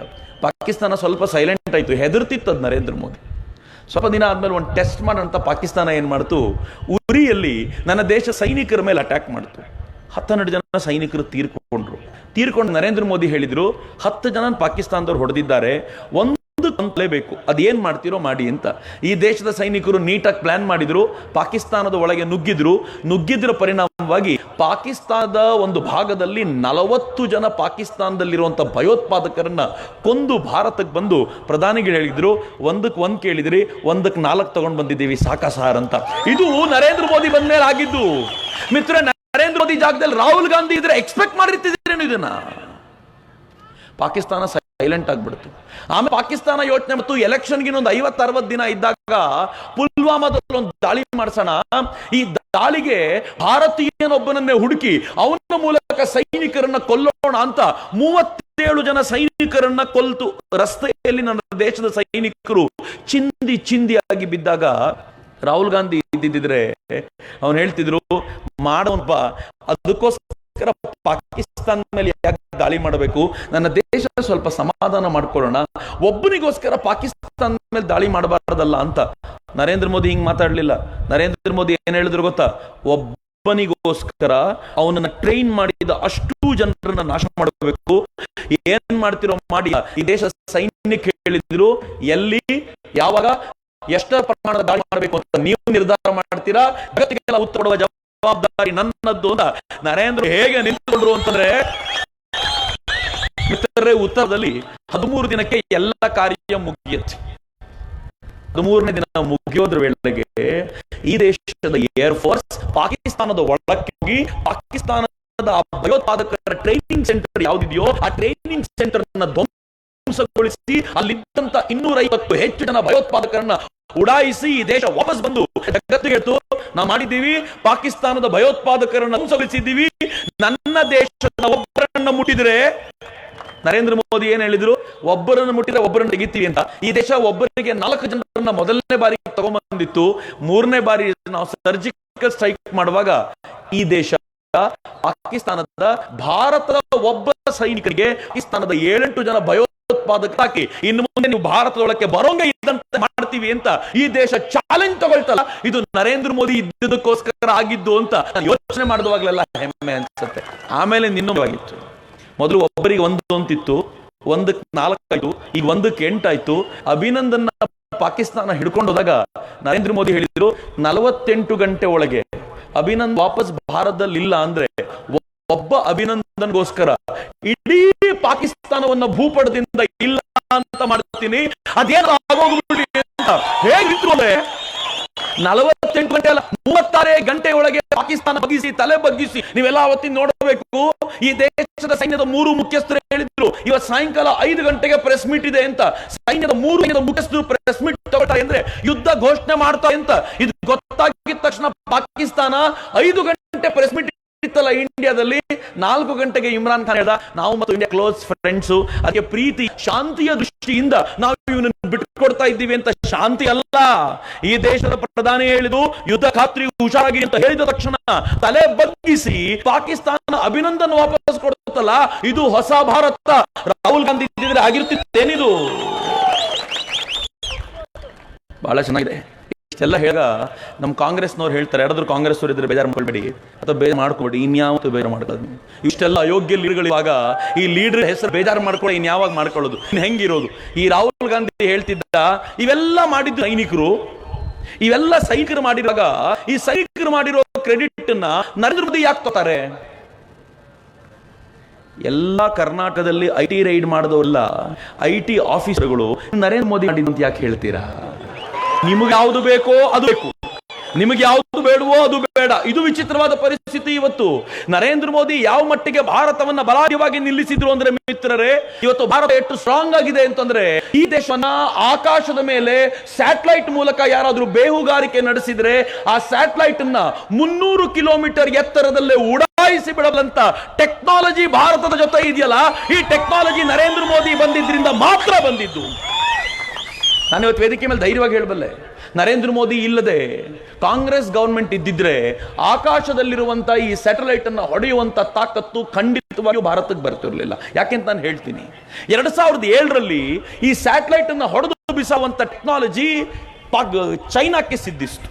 ಚೈನಾ ಈ ಟೆಕ್ನಾಲಜಿ ಸಿದ್ಧಿಸಿದ ತಕ್ಷಣ ಚೈನಾ ಜಗತ್ತಿಗೆ ಹೇಳ್ಕೊಳ್ತು, ನನ್ನ ವಿರುದ್ಧ ಯಾವನಾದ್ರೂ ತಂಟೆ ಮಾಡ್ಲಿಕ್ಕೆ ಬಂದ್ರೆ ಅಂತರಿಕ್ಷದಲ್ಲೂ ಅವನನ್ನು ಹೊಡೆದು ಉರುಳಿಸ್ತೀನಿ ಅಂತ ಚೈನಾ ಜೋರಾಗಿ ಹೇಳ್ಕೊಂಡು ತಿರುಗಾಡ್ತು. ಅದ 2 ವರ್ಷಗಳಲ್ಲಿ ಈ ದೇಶದ ವಿಜ್ಞಾನಿಗಳು ಈ ಮನಮೋಹನ್ ಸಿಂಗ್ ಹತ್ರ ಹೋದ್ರು, ಸರ್ ಈ ಟೆಕ್ನಾಲಜಿ ನಮಗೂ ಗೊತ್ತು, ನೀವು ಹೂ ಅಂದ್ರೆ ನಾವೆಲ್ಲ ವರ್ಕ್ ಮಾಡಿ ಈ ಟೆಕ್ನಾಲಜಿ ನಮ್ಮ ಹತ್ರ ಇದೆ ಅಂತ ಜಗತ್ತಿಗೆ ತೋರಿಸ್ತೀವಿ ಅಂತ ಕೇಳ್ಕೊಂಡ ತಕ್ಷಣ ಮನಮೋಹನ್ ಸಿಂಗ್ ಹೇಳಿದ್ರು, ಅಪ್ಪ 2ನೇ ಬಾರಿ ಕಷ್ಟಪಟ್ಟು ಗವರ್ಮೆಂಟ್ ಬಂದಿದ್ಯಪ್ಪ, ನಂದು ಏನೋ ಹೆಂಗೋ ತಳ್ಕೊಂಡು ಹೋಗ್ತಾ ಇದ್ದೀನಿ. ನೀನೇನಾದರೂ ಈ ಟೆಸ್ಟ್ ಮಾಡಿಬಿಟ್ರೆ ಆ ಕಡೆಯಿಂದ ಅಮೆರಿಕ ಗುರ್ರ್ ಅನ್ನತ್ತೆ, ಈ ಕಡೆಯಿಂದ ಚೈನಾ ಗುರ್ರ್ ಅನ್ನತ್ತೆ, ಮೇಲಿಂದ ನಮ್ಮ ಜೊತೆ ಫ್ರೆಂಡ್ ಆಗಿರುವಂಥ ರಷ್ಯಾ ಉರ್ಕೊಂಡು ಬಿದ್ದುಬಿಡುತ್ತೆ, ಪಾಕಿಸ್ತಾನ ಚೀರಾಡ್ಬಿಡುತ್ತೆ. ಅಪ್ಪ ನನ್ಗೆ ಇಷ್ಟು ಟೆನ್ಷನ್ ಸಹಿಸಕ್ಕಾಗಲ್ಲಪ್ಪ, ದಯಮಾಡಿ ಬಿಟ್ಬಿಡು, ನನಗೆ ಈ ಒಂದು ಕೆಲಸ ಮಾಡಬಿ ಅಂತ ಈ ದೇಶದ ವಿಜ್ಞಾನಿಗಳನ್ನ ಸೈಲೆಂಟ್ ಮಾಡಿಸಿದ್ರು. ಆದರೆ ಮಜಾ ಏನು ಗೊತ್ತೇನು, 2014ರಲ್ಲಿ ನರೇಂದ್ರ ಮೋದಿ ಪ್ರಧಾನಿಯಾಗಿದ್ದ ತಕ್ಷಣ ಈ ವಿಜ್ಞಾನಿಗಳ ಆಸೆ ಚಿಗುರೊಡಿತ್ತು. ಸಿಂಹಕ್ಕೆ ಮಾತ್ರ ಇವೆಲ್ಲ ತಾಕತ್ತದು, ಒಂದ್ಸಲ ಸಿಂಹಕ್ಕೆ ಹೋಗಿ ಕೇಳೋಣ ಅಂತ ನರೇಂದ್ರ ಮೋದಿನ ಕೇಳಿದ್ರು. ಮಜಾ ಏನಾಯ್ತು ಗೊತ್ತೇನು, ನರೇಂದ್ರ ಮೋದಿ ಹೇಳಿದರಂತೆ, ಒಂದು 2 ವರ್ಷ ಸುಮ್ಮನಿದ್ಬಿಡಿ, ಈ 2 ವರ್ಷದಲ್ಲಿ ನಾನು ಜಗತ್ತೆಲ್ಲ ಸುತ್ತಾಡ್ಕೊಂಡು ಬರ್ತೀನಿ, ಜಗತ್ತಿನ ಜನರನ್ನೆಲ್ಲ ಭಾರತದ ಕಡೆ ತಿರುಗುವಂತೆ ಮಾಡ್ತೀನಿ, ಅದಾದ್ಮೇಲೆ ನೀವು ಸ್ಯಾಟಲೈಟ್ ಅನ್ನು ಹೊಡಿತೀರೋ, ಪಾಕಿಸ್ತಾನನೇ ಉಡಾಯಿಸ್ಕೊಳ್ಳಿ, ಇಡೀ ಜಗತ್ತು ನಮ್ಮ ವಿರುದ್ಧ ಮಾತಾಡದಂತೆ ಸೈಲೆಂಟ್ ಮಾಡಿರ್ತೀನಿ, 2-2.5 ವರ್ಷ ಬೇಕು ನನಗೆ ಅಂತ ಈ ದೇಶದ ಪ್ರಧಾನಿ ಜಗತ್ತು ಸುತ್ತಾಡ್ಲಿಕ್ಕೆ ಶುರು ಮಾಡಿದ್ರು. ಕಾಂಗ್ರೆಸ್ನವರಿಗೆ ನರೇಂದ್ರ ಮೋದಿ ಯಾಕೆ ಸುತ್ತಾಡ್ತಾರೆ ಗೊತ್ತೇ ಆಗಿಲ್ಲ. ಅವ್ರು ಅನ್ಕೊಂಡ್ರು ರಾಹುಲ್ ಗಾಂಧಿ ರೂಢಿ ಅಲ್ಲ, ಅವರಿಗೆ ಸುಸ್ತಾದಾಗಲೆಲ್ಲ ವಿದೇಶಿಗೆ ಟ್ರಿಪ್ಪಿಗೆ ಅಂತ ಹೋಗ್ತಾನೆ, ನರೇಂದ್ರ ಮೋದಿ ಹಂಗೆ ಟ್ರಿಪ್ಪಿಗೆ ಹೋಗ್ತಿರ್ಬೋದು ಅಂತ ಆದ್ರೆ ಗೊತ್ತಿರಲಿಲ್ಲ ಮಿತ್ರರೇ ಅವನಿಗೆ. ನರೇಂದ್ರ ಮೋದಿ ಜಗತ್ತಿನ ಯಾವ್ಯಾವ ರಾಷ್ಟ್ರಕ್ಕೆ ಹೋಗ್ತಾರೋ ಆ ರಾಷ್ಟ್ರಕ್ಕೆ ಹೇಳ್ತಿದ್ರು, ಭಾರತ ಆರ್ಡಿನರಿ ರಾಷ್ಟ್ರ ಅಲ್ಲ, 130 ಕೋಟಿ ಜನರ ಮಾರ್ಕೆಟ್ಟು, ನನ್ನ ದೇಶದ ಬಗ್ಗೆ ಎಚ್ಚರಿಕೆ ಇರಲಿ ಅಂತ ಜಗತ್ತಿಗೆಲ್ಲ ಸಂದೇಶ ಕೊಟ್ಟು ಜಗತ್ತಿನ ವ್ಯಾಪಾರಿಗಳನ್ನ ಭಾರತಕ್ಕೆ ಕರ್ಕೊಂಡು ಬಂದ್ರು. ಜಗತ್ತಿನಲ್ಲಿ ಭಾರತಕ್ಕೆ ಅನುಕೂಲವಾಗುವ ಒಪ್ಪಂದಗಳನ್ನ ಮಾಡ್ಕೊಳ್ತಾ ಹೋದಂತೆ ಜಗತ್ತು ನರೇಂದ್ರ ಮೋದಿ ಅವರನ್ನ ಗೌರವಿಸ್ಲಿಕ್ಕೆ ಶುರು ಮಾಡ್ತು. ಸುಮ್ಮನೆ ಅಲ್ಲ, ನರೇಂದ್ರ ಮೋದಿ ವಿದೇಶಕ್ಕೆ ಹೋದ್ರೆ ಮೊದಲು ಏನ್ ಮಾಡ್ತಿದ್ರು ಗೊತ್ತಾ, ಈ ದೇಶದ ಎಲ್ಲ ಜನರನ್ನ ಅಲ್ಲಿ ಒಟ್ಟಿಗೆ ಸೇರಿಸ್ತಾ ಇದ್ರು, NRIಗಳನ್ನ ಒಟ್ಟಿಗೆ ಸೇರಿಸ್ತಾ ಇದ್ರು. ದೊಡ್ಡ ಸಂಖ್ಯೆಯ NRIಗಳು ನರೇಂದ್ರ ಮೋದಿಯ ಭಾಷಣ ಕೇಳಲಿಕ್ಕೆ ಬಂದು ಕೂತಾಗ ಅಲ್ಲಿನ ಅಧ್ಯಕ್ಷರು ಪ್ರಧಾನಮಂತ್ರಿಗಳು ಬಂದು ನೋಡ್ತಿದ್ರು, ಇಷ್ಟೊಂದು ಇಂಡಿಯನ್ಸ್ ಇದಾರ ಇಲ್ಲಿ. ಇಂಡಿಯನ್ಸ್ ಅಂತಂದ್ರೆ ಜಾತಿಗಳ ನಡುವೆ ಕಿತ್ತಾಡ್ತಾರೆ. ಇಂಡಿಯನ್ಸ್ ಅಂದ್ರೆ ಕರ್ನಾಟಕ, ತಮಿಳುನಾಡು, ಆಂಧ್ರ, ಮಹಾರಾಷ್ಟ್ರ, ಉತ್ತರ ಪ್ರದೇಶ ಅಂತ ಕಿತ್ತಾಡ್ತಿರ್ತಾರೆ. ಇಂಡಿಯನ್ಸ್ ಅಂತಂದ್ರೆ ಅವ್ರ ಕಲ್ಚರ್ಗೋಸ್ಕರ ಕಿತ್ತಾಡ್ತಿರ್ತಾರೆ. ಅವ್ರು ಯಾವತ್ತೂ ಒಂದಾಗ ಅಂದ್ರೆ ನರೇಂದ್ರ ಮೋದಿ ಇಡೀ ಅಮೆರಿಕಾದಲ್ಲಿರುವಂತ, ಯುರೋಪ್ ನಲ್ಲಿರುವಂತ, ದುಬೈನಲ್ಲಿರುವಂತ, ಸೌದಿಯಲ್ಲಿರುವಂತ ಇಂಡಿಯನ್ಸ್ ನಂಗೆ ಒಟ್ಟು ಮಾಡಿದ್ ನೋಡಿ ಅಲ್ಲಿನ ಪ್ರಧಾನಿಗಳು ಅನ್ಕೊಳ್ತಿದ್ರು, ಅಯ್ಯಪ್ಪ ಭಾರತದ ವಿರುದ್ಧ ಮಾತನಾಡಿದ್ರೆ ಇಷ್ಟು ಜನ ವಿರುದ್ಧ ಆಗ್ಬಿಡ್ತಾರೆ, ಸೈಲೆಂಟ್ ಆಗಿರೋದು ಒಳ್ಳೇದು ಅಂತ ಅವ್ರು ನರೇಂದ್ರ ಮೋದಿ ಪರವಾಗಿ ಹೆಂಗೆ ನಿಂತು ಬಿಟ್ರು ಅಂತಂದ್ರೆ, ಈ ದೇಶ ಕಠಿಣ ನಿರ್ಣಯವನ್ನ ತೆಗೆದುಕೊಂಡಾಗ್ಲೂ ಕೂಡ ಭಾರತದ ಪರವಾಗಿದ್ರು. ಅದಕ್ಕೋಸ್ಕರವೇ ನಾವು 2 ಸರ್ಜಿಕಲ್ ಸ್ಟ್ರೈಕ್ ಅನ್ನ ಪಾಕಿಸ್ತಾನ ಮೇಲೆ ಮಾಡಿದಾಗಲೂ ಜಗತ್ತಿನ 200 ರಾಷ್ಟ್ರಗಳಲ್ಲಿ ಒಂದೇ ಒಂದು ರಾಷ್ಟ್ರ ಭಾರತವನ್ನು ವಿರೋಧಿಸಲಿಲ್ಲ. ಇದು ನರೇಂದ್ರ ಮೋದಿಯ ತಾಕತ್ತು ಅನ್ನೋದನ್ನ ಯಾವತ್ತೂ ಮರಿಬೇಡಿ ಅಂತ. ಯಾವ ಅಮೆರಿಕಕ್ಕೆ ಹೆದರ್ಕೊಂಡು ಈ ದೇಶದ ವಿಜ್ಞಾನಿಗಳಿಗೆ ಸ್ಯಾಟಲೈಟ್ ಅನ್ನು ಹೊಡೆಯುವಂತ ಟೆಕ್ನಾಲಜಿಗೆ ಅನುಮತಿಯನ್ನ ಮನಮೋಹನ್ ಸಿಂಗ್ ಕೊಟ್ಟಿರ್ಲಿಲ್ವೋ, ನರೇಂದ್ರ ಮೋದಿ ಅದೇ ಅನುಮತಿಯನ್ನ ಮುಲಾಜಿಲ್ಲದೆ ಕೊಟ್ಟರು. ಪರಿಣಾಮ ಏನಾಯ್ತು ಗೊತ್ತಾ, ಸುಮಾರು 1.5 ವರ್ಷಗಳ ಕಾಲ 100ಕ್ಕೂ ಹೆಚ್ಚು ವಿಜ್ಞಾನಿಗಳು ಸೇರಿದ್ರು, ಸ್ಯಾಟಲೈಟ್ ಹೊಡೆಯೋ ಟೆಕ್ನಾಲಜಿ ಪ್ರಾಕ್ಟೀಸ್ ಮಾಡ್ಲಿಕ್ಕೆ ಶುರು ಮಾಡಿದ್ರು, ಅದಕ್ಕೆ ಬೇಕಾಗಿರುವಂತ ಎಲ್ಲ ತಯಾರಿ ಮಾಡ್ಕೊಂಡ್ರು. ಆದರೆ ಗೊತ್ತಿರಲಿ ಮಿತ್ರರೇ, ಈ ತರದೊಂದು ತಯಾರಿ ನಡೀತಿದೆ ಅಂತ ನರೇಂದ್ರ ಮೋದಿ ಅವರಿಗೆ ಬಿಟ್ರೆ ಇನ್ಯಾರಿಗೂ ಗೊತ್ತೇ ಇರಲಿಲ್ಲ. ಗುಪ್ತವಾಗಿ ಭಾರತ 3-4 ದಿನಗಳ ಹಿಂದೆ 300 ಕಿಲೋಮೀಟರ್ ಎತ್ತರದಲ್ಲಿರುವಂತಹ ಸ್ಯಾಟಲೈಟ್ ಅನ್ನು ಹೊಡೆದು ಆ ಸ್ಯಾಟಲೈಟ್ ಅನ್ನು ಚಿಂದಿಗೊಳಿಸಿ ಮುಂದಿನ 4 ದಿನಗಳೊಳಗೆ ಆ ಸ್ಯಾಟಲೈಟ್ನ ಒಂದೇ ಒಂದು ಕುರುಹು ಸಿಗದಂತೆ ಮಾಡ್ತೀವಿ ಎನ್ನುವಂತ ಅತ್ಯದ್ಭುತವಾದ ಟೆಕ್ನಾಲಜಿಯನ್ನು ಜಗತ್ತಿಗೆ ಪ್ರದರ್ಶಿಸಿದ ನಂತರ ನರೇಂದ್ರ ಮೋದಿ ಈ ದೇಶದ ಜನರನ್ನು ಉದ್ದೇಶಿಸಿ ಮಾತನಾಡಿದ್ರು. ನಮಗೆಲ್ಲ ನೆನಪಿರಬೇಕು, ಅವತ್ತು ನರೇಂದ್ರ ಮೋದಿ ಹೇಳಿದ್ರು, ಇವತ್ತು 11:45ರಿಂದ 12 ಗಂಟೆಯ ಒಳಗೆ ನಾನು ದೇಶದ ಜನರಿಗೆ ಒಂದು ಮಹತ್ವವಾದ ಸಂದೇಶವನ್ನು ಕೊಡ್ಲಿಕ್ಕಿದ್ದೀನಿ, ದಯಮಾಡಿ ಲೈವ್ ನೋಡಿ ಅಂತ ಕೇಳ್ಕೊಂಡ್ರು. ಹಂಗೆ ಕೇಳ್ಕೊಂಡ ತಕ್ಷಣ ಅನೇಕ ಶ್ರೀಮಂತರು ನನಗೆ ಫೋನ್ ಮಾಡಿದ್ರು, ಸರ್ 2,000 ರೂಪಾಯಿ ನೋಟ್ ಎಲ್ಲ ಕಲೆಕ್ಟ್ ಮಾಡಿ ಇಡಬೇಕಾ ಸರ್ ವಾಪಸ್ಸು, ಏನೋ ಕಷ್ಟಪಟ್ಟು ಎತ್ತಿಟ್ಕೊಂಡಿದ್ದೀನಿ ವಾಪಸ್ ಕಟ್ಟಬೇಕಾ ಸರ್ ಅದನ್ನ ಅಂತ. ಒಬ್ಬ ಹುಡುಗ ಫೋನ್ ಮಾಡ್ದ ನಂಗೆ, SSLC ಹುಡುಗ, ಅಣ್ಣ ನಾನು ಭೂಪಟ ಹುಡುಕ್ತಾ ಇದ್ದೀನಿ, ನರೇಂದ್ರ ಮೋದಿ 12 ಗಂಟೆಗೆ ಬಂದು ಪಾಕಿಸ್ತಾನ ಇನ್ನು ಮುಂದೆ ಇಲ್ಲ ಅನ್ಬಿಟ್ರೆ ಏನನ್ನ ಮಾಡೋದು, ಅದಕ್ಕೆ ಸ್ವಲ್ಪ ಡೌಟ್ ಆಗಿದೆ ನನಗೆ, ಏನ್ ಹೇಳ್ಬೋದು ಅಣ್ಣ ನನಗೆ ಅಂತ. ಜನ ಎಕ್ಸ್ಪೆಕ್ಟೇಷನ್ ಹಂಗೆ. ನರೇಂದ್ರ ಮೋದಿ ಏನ್ ಹೇಳು ಗೊತ್ತಾ ಮಿತ್ರರೇ, ಇವತ್ತು ನಾವು ಎಂತ ಟೆಕ್ನಾಲಜಿಯನ್ನ ಸಂಪಾದಿಸಿಕೊಂಡಿದ್ದೀವಿ ಅಂತಂದ್ರೆ ಆಕಾಶದಲ್ಲಿರುವಂತ ಸ್ಯಾಟಲೈಟ್ ಅನ್ನ ಹೊಡೆದು ಉರುಳಿಸಬಲ್ಲಂತ ಜಗತ್ತಲ್ಲಿ 3 ರಾಷ್ಟ್ರದ ಟೆಕ್ನಾಲಜಿ, ಅಮೆರಿಕ, ರಷ್ಯಾ, ಚೀನಾ, ಈಗ 4ನೇ ರಾಷ್ಟ್ರ ನನ್ನ ಭಾರತ ಅಂತ ಹೇಳಬೇಕಾದಾಗ ಏನ್ ಹೆಮ್ಮೆರಿ ಮಿತ್ರರೇ. ಅಂತರಿಕ್ಷದ ಕುರಿತಂತೆ ಅಂತರಿಕ್ಷ ಅಂದ್ರೆ ಆಕಾಶ ಅಲ್ಲ, ನಾವು ಆಕಾಶ ಅಂತ ಏನ್ ಕರಿತೀವಲ್ಲ, ಇದು ಎಲ್ಲ ಲಾಜಿಕ್ ನ ಪ್ರಕಾರ 10 ಕಿಲೋಮೀಟರ್ ಎತ್ತರದ ಸ್ಪೇಸ್ ಏನಿದೆಯೋ ಅದನ್ನು ಏರ್ ಸ್ಪೇಸ್ ಅಂತ ಕರೀತಾರೆ. ಆಯಾ ದೇಶದ ಏರ್ ಸ್ಪೇಸ್ ಮೇಲೆ ಆಯಾ ದೇಶದ ಅಧಿಕಾರ ಇರುತ್ತೆ.